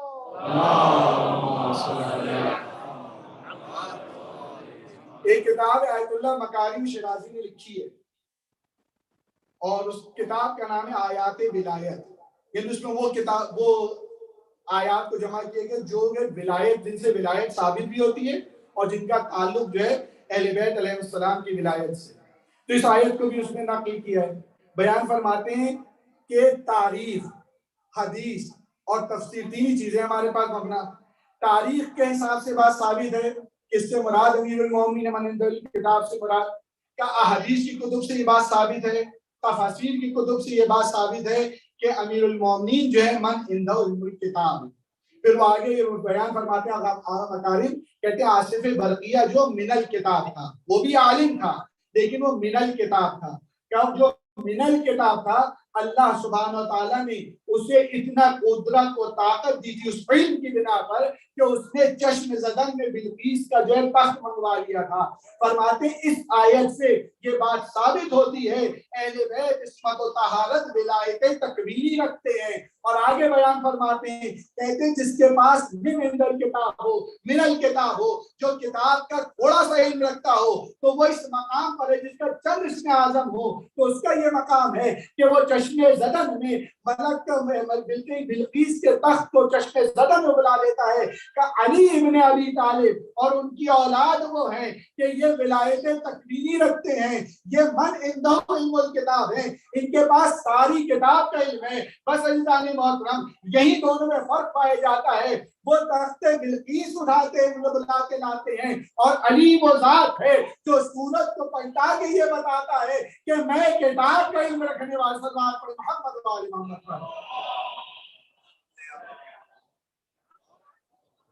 لہٰذا آغا مکارم ایک استدلال قائم کرتے اس آیت پہ، کہیں یہ بات تاریخ سے ثابت ہے، تفسیر سے ثابت ہے، حدیث سے ثابت ہے کہ امیر المومنین جو ہیں وہ من عندہ علم الکتاب ہے، تمام کتاب کا علم جو ہے وہ علی علیہ السلام کے پاس ہے، اور کوئی شک اور شبہ نہیں ہے، جو کچھ لوح محفوظ پہ ہے، جو علم الہی میں ہے، خدا بند متعال نے علی بن ابی طالب کو علم عطا فرمایا ہے۔ علی علیہ السلام مظہر علم الہی ہیں، اللہ کے علم کا مظہر ہے، لہٰذا اس میں شک اور شبہ نہیں ہے، تمام چیز پائی جاتی ہیں۔ لیکن وہ گواہی کے سلسلے میں بیان فرماتے ہیں، گواہی میں کہتے لیکن یہ اللہ کا کہنا کفا باللہ شہیدا ومن عنده علم الکتاب، اے نبی آپ کی رسالت کی گواہی کے لیے یہ بات کافی ہے کہ اللہ گواہی دے دے اور وہ گواہی دے دے جو من عنده علم الکتاب، یعنی مولا کائنات۔ تو وہ بیان یہ فرماتے ہیں کہ یہ امیر المومنین کیسے گواہ ہیں، گواہی کیسے ثابت ہوتی ہے رسول اللہ کی رسالت پر، گواہی کیسے ثابت ہوتی ہے؟ پہلے دو مثالیں دیتے ہیں۔ پہلی مثال دیتے ہیں آقا مکارم، کہنے فرض کرے ایک شخص ہے، وہ نیا ہے معاشرے میں، وہ اس شہر میں نیا ہے یا اس علاقے میں نیا ہے، پہلی مرتبہ مسجد میں آیا ہے، اس مسجد میں پہلے وہ امام صاحب جو مسجد کے ان کو نہیں جانتا، لہٰذا وہ آتا ہے، وہ نماز جماعت پڑھنا چاہ رہا ہے، لیکن وہ امام جماعت کو جانتا ہی نہیں کہ عادل ہے، امام جماعت عادل نہیں ہے۔ یہ مذہب اہل بیت ہے عزیزان محترم، مذہب اہل بیت روح دین کا وہ مذہب ہے جو 2 رکعت نماز کے امام کو بھی عادل شرط لگاتا ہے، غیر عادل پیچھے ہماری نماز جائز نہیں ہے۔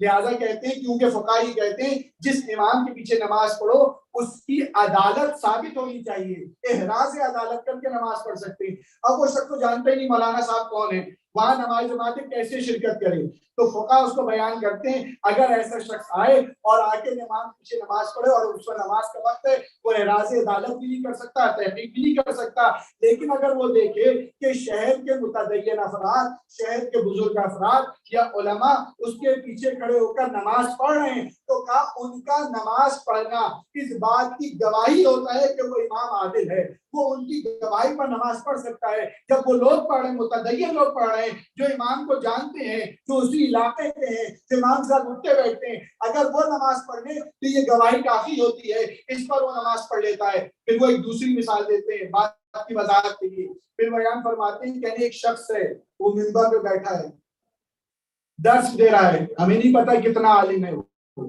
کتنا علم رکھنے والا ہے، کہنے لگی جب ہم اس کے شاگردوں میں دیکھا تو بزرگ علماء بیٹھے ہوئے ہیں، جیسے شنو 2 مثالیں دی، شیخ مرتضیٰ انصاری جن کا تمام تشیع جانتی ہے، بہت بڑی شخصیت ہے، علامہ ہلی ان کو اس سے زیادہ لوگ جانتے ہیں، کہتے ہیں اگر علامہ ہلی، شیخ مرتضیٰ انصاری جیسے افراد، یا آج ہم اپنے زمانے کی مثال لے لیں کہ اگر ہمارے زمانے میں ایک شخص جو ہے وہ درس دے رہا ہو، اس کے سامنے آیت اللہ عظمیٰ خوئی بیٹھے ہوں، امام خمینی بیٹھے ہوں، آیت اللہ سیستانی بیٹھے ہوں، رہبر موسم بیٹھے ہوں، آقا مکارم بیٹھے ہوں، یہ شخصیات بیٹھی ہوں، تو اس بات کی گواہی ہوگی کہ وہ شخص کتنا عالم ہے کہ اتنی برجستہ شخصیات جو ہیں اس کے سامنے بیٹھی ہیں اور علم کے کسب فیض کر رہی ہیں، علامہ ہلی جیسی شخصیت اور شیخ مرتضیٰ انصاری جیسی شخصیت، تو کہنی گواہی ہوگی اس شخص کے علم پر، اس لیے کہ وہ شخص بیٹھا ہے۔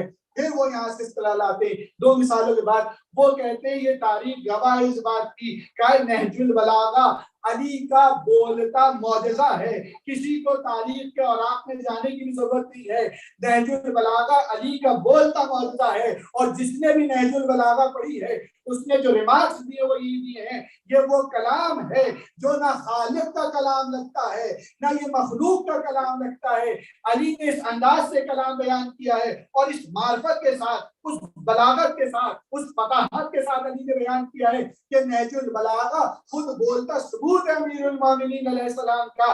اگر امیر المومنین کا پہلا خطبہ دنیا میں اگر کسی کو علی سمجھ میں نہ آئے عزیزان محترم، بحث کی ضرورت نہیں ہے، صرف آپ امیر المومنین کا وہ خطبہ جو آپ نے معرفت الہی میں کہا ہے، معرفت ابن ابی الحدیث کہتے ہیں، کہتے ہیں بہت سارے افراد شجاع ہیں، علی ان میں اشجاع ہیں، بہت سارے افراد سخی ہیں، علی ان میں بھی سخی تر ہیں.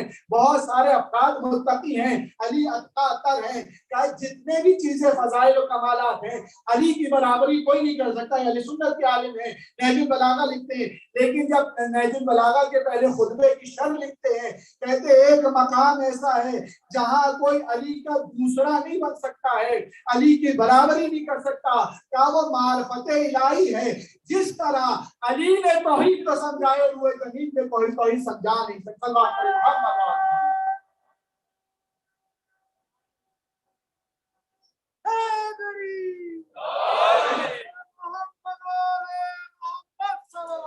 آپ لوگوں سے گزارش ہے آپ تھوڑا تھوڑا آگے آ جائیں, پیچھے جگہ بالکل نہیں, تھوڑا تھوڑا اور آگے آ جائیں, زحمت ہوگی لیکن تھوڑا آگے آ جائیں.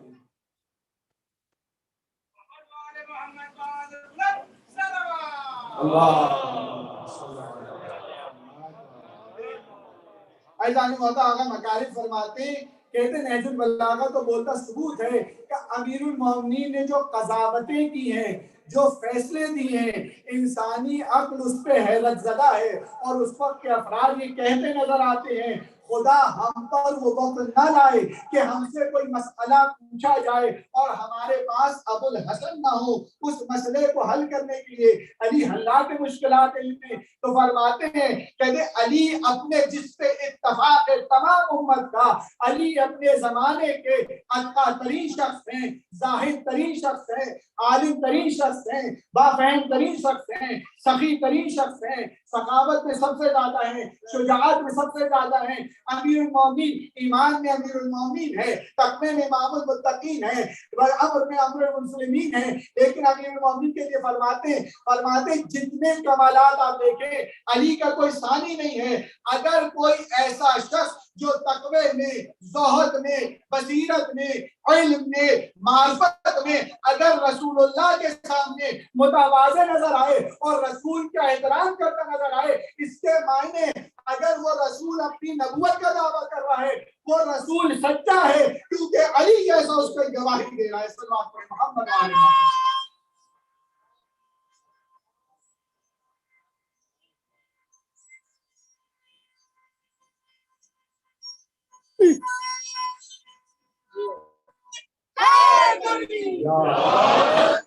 اور امیر المومنین علی پیغمبر اسلام کے ساتھ ایسی مثال دی گئی ہے, میں رسول اللہ کے ساتھ ایسے رہتا تھا جیسے اونٹنی اونٹنی کا بچہ اپنی ماں اونٹنی کے ساتھ رہتا ہے, یعنی اس طرح متواضع تھے امیر المومنین علیہ السلام. پھر آگے مکارم آگے جملہ لکھتے ہیں, کہتے ہیں اگر رسول اللہ کی نبوت پر کوئی بھی ہمارے پاس دلیل موجود نہ ہو, علی علیہ السلام کا رسول اللہ کو رسول کہنا اس بات پر گواہی ہے کہ وہ سچے رسول تھے, اس لیے کہ علی جیسا جس کے لیے گواہی دیتے یقیناً وہ رسول سچا ہوگا. صلوات پڑھیں محمد و آل محمد پر. عزیزان محترم, آپ سے گزارش ہے کہ جو بھی آپ ڈونیشن دینا چاہتے ہیں ادارے جعفریہ کو دیں. جیسا کہ آپ دیکھ رہے ہیں ادارے میں کام ہو رہا ہے اور ہر روز آپ سے جو گزارش کی جاتی ہے, لہٰذا آپ لوگوں سے گزارش ہے کہ جو بھی آپ ڈونیشن دینا چاہتے ہیں, جو بھی آپ ادارے کو ہدیہ کرنا چاہتے ہیں وہ کریں. خداوند متعال آپ لوگوں کے رزق و روزی میں برکت عطا فرمائے. صلوات پڑھیں محمد و آل محمد.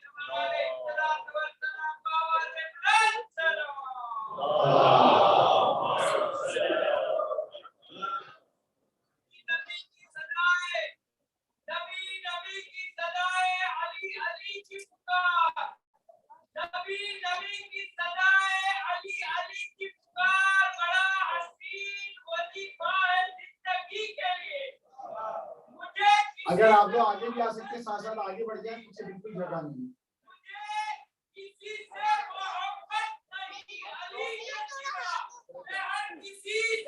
اوپر بھیج دیجیے.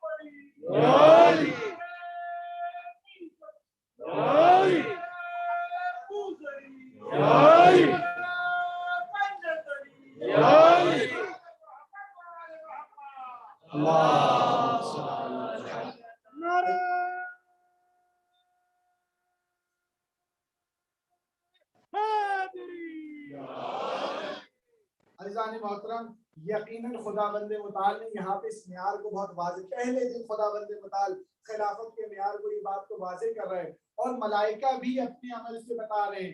خدا بند متعال کیا کہہ رہے ہیں؟ خدا کہہ رہے ہیں انی جاعل فی الارض خلیفہ۔ ملائکہ سمجھ رہے ہیں خلافت الہی کتنا بڑا منصب ہے، اور کون سا منصب ہے؟ یعنی آسمانی مخلوق اس بات پر راضی ہو گئی ہے کہ ہم آسمان کو چھوڑ سکتے ہیں، اگر تو ہمیں خلیفہ بنا دے ہم زمین پر جا کر بس جائیں گے، اے خدا ہمیں خلیفہ بنا دے۔ یعنی آسمانی مخلوق زمین پہ آنے کو تیار ہے خلافت الہیہ کے لیے کہ ہمیں منصب خلافت مل جائے، لیکن خدا معیار کو قائم کر رہا ہے۔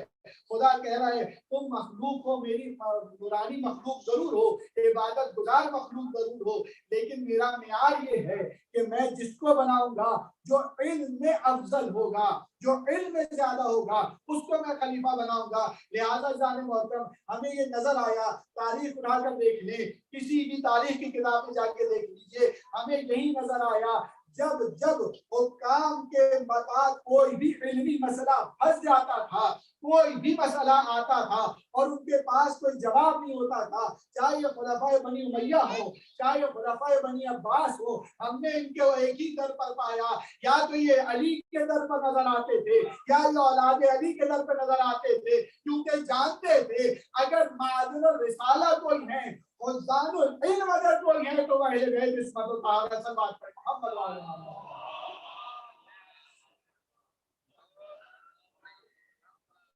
یقین ہے ذات محترم اہل بیت کو ہے، لیکن ملائکہ ایک اور روایت سنیں جس کا تعلق ہم سے ہے، یہ تو خلافت کی بات ہے، لیکن جو ہم آپ سے ہے، ملائکہ کہتے ہیں کہ ہم زمین پر چند کاموں کے لیے آنا چاہتے ہیں۔ خلافت الہیہ اپنی جگہ پر، وہ کہتے ہیں اللہ نے بنی لقد کرمنا بنی آدم، اللہ تعالیٰ نے جناب آدم ہی تو نہیں بلکہ جناب آدم کی اولاد کو کرامت بخشی ہے، لہٰذا ملائکہ کہتے ہیں کہ جو کرامت اولاد آدم کے پاس ہے یقیناً ان کے پاس پائی جاتی ہے، تو وہ کہتے ہیں کہ چند چیزوں کے لیے ہم زمین پر اترنے کو تیار ہیں، ان میں پہلی چیز بیان فرماتے ہیں، بیان کرتے کہتے ہیں صلاۃ الجماع، نماز جماعت کے لیے۔ نماز جماعت وہ چیز ہے کہ وہ آسمان پر نہیں ہوتی ہے، روئے زمین پر ہے، اس کا ثواب جو روئے زمین پر ہے، کہتے ہیں ہم نماز جماعت کے لیے آنا چاہتے ہیں۔ نماز جماعت کتنا ثواب ہے، انسان نماز جماعت کو کتنا جو ہے اگنور کرتے ہیں۔ عزیزان محترم نماز جماعت وہ ہے کہ پیغمبر اسلام حضرت محمد مصطفیٰ صلی اللہ علیہ وسلم ایک صحابی جو نابینا تھے، پیغمبر اسلام سے کہا کہ یا رسول اللہ میں نابینا ہوں، میں کیا نماز جماعت میں ضروری ہے میں نماز جماعت میں آؤں؟ تو پیغمبر اسلام نے ان کو رخصت نہیں دی۔ پیغمبر اسلام کو مدینہ بہت بڑا تو نہیں تھا، تو پیغمبر اسلام نے کہا تھا مسجد سے اپنے گھر تک رسی باندھ لو اور رسی کے ذریعے نماز جماعت میں شرکت کیا کرو۔ نماز جماعت جو ہے یقیناً نماز بہت اہمیت ہے، ملائکہ کہہ رہے ہیں کہ ہم نماز جماعت کے لیے پڑھنا چاہتے ہیں۔ دوسرا کیا کہتے ہیں؟ مجالس العلماء، اور وہ محفل جہاں علماء بیٹھتے ہیں جو علمی گفتگو کرتے ہیں، کیا ہم وہاں پہ بیٹھنا چاہتے ہیں؟ اس کا مقام خداوند متعال کے پاس بہت بڑا ہے۔ اس کے بعد یہ تیسری چیز کے میں نے پڑھا، تیسری چیز کہتے ہیں اصلاح بین النفوس، یعنی دو نفوس کے درمیان اصلاح کرنا، دو افراد کو ملا دینا، دو جھگڑے ہوئے افراد کو ملانا۔ یہ آسمان میں تو جھگڑا ہوتا نہیں ہے، وہاں تو سب معصوم مخلوق ہے، اور آسمان والے زمین والوں کے لیے کہہ رہے ہیں جس کے لیے وہ کہہ رہے تھے فساد ہے، آج وہ غیبتہ کرتے ہیں، یعنی بتانا یہ چاہتے ہیں اگر دو مومن آپس میں لڑ جائیں، دو افراد آپس میں لڑ جائیں اور ان کو ملانا جو اتنا بڑا ثواب ہے، اتنا بڑا اجر ہے کہ ملائکہ کہتے ہیں ہم عرش کو چھوڑ کے زمین پر آنے کو تیار ہیں۔ عزیزان محترم روایات میں آئے جو شخص دو لڑے ہوئے افراد کو ملا دیتا ہے گویا وہ 1 سال کی نماز کو انجام، عبادات کو انجام دیتا ہے۔ آپ تصور کیجئے آج ہمارے یہاں ملانا تو دور کی بات ہے، ہمارے خاندانوں میں ہمارے احباب میں اتنے بری عادت پڑ چکی ہے، اگر بیچ میں کسی کا اختلاف ہو جاتا ہے نہ صرف ملانے کی کوشش نہیں کی جاتی بلکہ کچھ افراد ہوتے ہیں جو رشتہ دار بن کر، طرفدار بن کر ایک دوسرے کو ایک دوسرے سے جدا کرتے ہیں، مزید جدائی کا سبب بنتے ہیں۔ مزید اختلاف کا سبب بنتے ہیں، جو لوگ جدائی کا سبب بنتے ہیں وہ شیطنت کا عمل انجام دیتے ہیں، وہ شیطانیت ہے عزیزان محترم۔ اگر یہ ماں کی طرف سے ہو، یہ بہن کی طرف سے ہو، یہ بھائی کی طرف سے ہو، یہ باپ کی طرف سے ہو، یہ کسی بھی رشتہ دار کی طرف سے ہو، اگر انسان آپس میں اختلاف ہو جو خصوصاً دادا زوجین کے درمیان ہوتا ہے، کبھی بھائیوں کے درمیان ہو جاتا ہے، کبھی بھائی بہن کے درمیان ہو جاتا ہے، کوئی بھی شخص اگر اسے آگ لگاتا ہے، انہیں مزید دور کرتا ہے، خدا اس پر لعنت بھیجتا ہے۔ انسان کو خوف زدہ ہونا چاہیے کہ اب اس بغض میں کہ یہ بہو ہے اور یہ میرا بیٹا ہے، بغض سے بہو میں جو ہے ماں ہو یا بہن جو ہو، وہ جو ہے جو جی چاہے کرے اپنے بھائی کے گھر کو برباد کرے، اور وہاں جو ہے ماں جو ہے لڑکی کی ماں وہ اس بحث میں کہ یہ ہماری بیٹی ہے، لہٰذا اس چکر میں سارے جو شبائب اس کے ہاتھ میں داماد کو ریگریٹ کر دیں کہ گھر ٹوٹ جائے، ہماری بیٹی پر آنچنا ہے۔ یہ طریقہ نہیں ہے۔ ملائکہ کہہ رہے کہ روئے زمین پہ ہم اترنا اس بات پر چاہتے ہیں کہ دو افراد کے درمیان ہم صلح کرا دیں۔ اس کے بعد فرماتے ہیں، کہتے ہیں روئے زمین پر اگر کوئی مریض ہوتا ہے اس کی عیادت کا جو ثواب ہے، اگر ہماری کیونکہ کوئی مریض بھی نہیں ہوتا، کہتے ہیں زمین پر ہم لوگوں کی عیادت کو آنا چاہتے ہیں۔ خدا کیونکہ ایک ایک انسان جب قدم اٹھاتا ہے، ہر قدم پہ خدا عیادت کرنے والے کے گناہ معاف کرتا ہے، گناہ معاف کرتا ہے۔ سرکار دو عالم حضرت محمد مصطفیٰ صلی اللہ علیہ وسلم، آپ کے صحابی بیمار ہو گئے، دوسرے صحابی عیادت کو گئے تو انہوں نے سوال کیا، جناب سلمان تھے، انہوں نے کہا کہ والے دعا کرو، تو انہوں نے کہا نہیں تم دعا کرو، تم مریض ہو، مریضوں پر خدا بند متعال کے لطف عنایت ہوتی ہے۔ یعنی انسان اگر عیادت کو جاتا ہے نہ صرف گناہ بلکہ اگر مریض اس کے لیے دعا کر دے، اور یقیناً اگر مریض دعا کرتا ہے مگر اس کے اپنے مسائل حل ہو جاتے ہیں، لہٰذا ملائکہ کہتے ہیں میں عیادت کے لیے آنے جاتے ہیں۔ پھر وہ کہتے ہیں اور تشییع جنازہ کے لیے، میں تشییع جنازہ میں ظاہر آسمان میں تشییع جنازہ نہیں ہے، کہتے ہیں تشییع جنازہ کا جو ہم اس کے لیے آنا چاہتے ہیں۔ اس کے بعد وہ کہتے ہیں پیاسے کو پانی پلانے کے، پیاسے کو ایزان مطلب تمام اس روایت کے اندر آپ دیکھیں حقوق الناس کتنے آتے ہیں، جس کو میں نے پرسوں کل کی ٹائم نہیں ملا تھا۔ حقوق الناس آپ دیکھیں دین میں حقوق الناس سب سے زیادہ ہے، سب سے زیادہ حقوق الناس ہے۔ لوگوں کے اتنا خدا بند مطالب اس کا اجر و ثواب ہے کہ ملائکہ اس پر غبطہ کرتے ہیں۔ حدیث سنا کے بعد تو آج یہ تمام کروں، پیغمبر اسلام فرماتے ہیں 3 افراد چور ہیں، چور ہیں پیغمبر اسلام فرماتے ہیں۔ ایک وہ شخص جو مانے زکوٰۃ ہو، جس پر زکوٰۃ واجب ہو گئی ہو اور وہ زکوٰۃ ادا نہ کرے، مانے زکوٰۃ شخص چور ہے۔ اور پھر پیغمبر اسلام فرماتے ہیں، کہتے وہ مرد جو مہر ادا کر سکتا ہو اور زوجہ کا مہر ادا نہ کرے تو چور ہے۔ ایک مرد ادا نہیں کر سکتا تو ایسا مہر رکھنا ہی نہیں چاہیے۔ ہماری مہر کا کیا کانسیپٹ ہے؟ مہر کانسیپٹ کہ خدا نہ کرے طلاق ہوگی مہر تو اس وقت دینا ہے، ایسا کوئی کانسیپٹ نہیں ہے۔ مہر دینا ہی دینا ہے، طلاق ہو نہ ہو وہ زوجہ کا حق ہے، وہ دینا ہی دینا ہے۔ لہٰذا مہر رکھتے ہوئے یہ سوچنا چاہیے اتنا ہی مہر باندھا جائے دے سکے۔ پیغمبر اسلام فرماتے ہیں جو شخص دے سکتا ہے مہر اور نہ دے وہ چور میں سے شمار ہوتا ہے۔ تیسرا فرماتے ہیں وہ مقروض جو قرض ادا کر سکتا ہے لیکن قرض نہیں دے سکتا ہے قرض۔ یہ تینوں چیزیں آپ غور سے کریں تو تینوں چیزوں میں یہ جو 2 آخری چیزیں یہ بھی حقوق الناس رسول اللہ فرمایا۔ اور پہلی چیز بھی لے لیں، مانے ناس ٹھیک ہے، بظاہر جو زکوٰۃ نہیں دیتا ظاہراً خدا کے لیے ہے تو وہ غریب کا حق نہیں دیتا۔ انسان جب خدا بند مطال اس پہ غضبناک ہے، رسول اللہ کہ وہ شخص چور ہے جو حق ادا نہیں کرتا۔ اور ہم کتنے آسانی سے دوسروں کے حق مار جاتے ہیں، کتنے آسانی سے دوسروں کا کھا جاتے ہیں، کتنے آسانی سے جو ہے دوسروں کے پراپرٹیز پہ جو ہے غصب کرتے ہیں، کتنا آسان ہو گیا ہمارے لیے۔ والدین، چاہے والدین کی صورت، بھائی بہن کی صورت میں، اور ٹائم ہو گیا، ان تمام چیزوں میں اگر آپ دیکھیں ہمارے یہاں بہت سی چیزیں ایسی ہیں جن کو بہت اگنور کیا جاتا ہے، بہت اگنور کیا جاتا ہے۔ ان میں سے ایک مالی عبادات، ان کو ہم عبادت کو سمجھتے ہی نہیں، ہمیں سمجھتے ہی نہیں ہے کہ مال کھا لینا کوئی مسئلہ ہی نہیں ہے، کسی کا قرض لے لیا واپس کرنا کوئی ہماری ذمہ داری نہیں ہے۔ رسول اللہ جنازہ پڑھنے کو تیار نہیں تھے، کہا کہ اگر مجھے پتا ہوتا اس کے اوپر قرض ہے میں اس کا جنازہ نہیں پڑھتا۔ مراد یہ نہیں کہ جنازہ نہیں ہوتا، جنازہ ہو جاتا رسول اللہ کہ میں نہیں پڑھتا، کسی اور سے پڑھتا، میں نہیں پڑھتا اس کا جنازہ۔ لہٰذا اس پہ انسان کو جو احتیاط کرنی چاہیے۔ یقیناً وہ ملائکہ جو انسان پہ اعتراض کر رہے ہیں وہی ملائکہ کو یہی بتا رہے ہیں کہ تمہارے پاس بہت سی اپارچونیٹیز ہیں، بہت سے مواقع ہیں جن میں تم ملائکہ سے بلند ہو سکتے، جو ہمیں نہیں ملتی، خدا نے بتانے ہمیں دی ہے۔ پیاسے کو پانی پلا دینا کتنا بڑا ثواب ہے، ایک پیاسے کو پانی پلانا۔ عزیزان محترم، آج کا دن جناب زینب سے منسوب ہوتا ہے اور آج اس پر گریہ کرنا ہے، ان شہزادوں پہ گریہ کرنا ہے جن پہ ان کی ماں نے گریہ نہیں کیا۔ آج ان پر ماتم کرنا ہے جن پر ان کی ماں نے ماتم نہیں کیا۔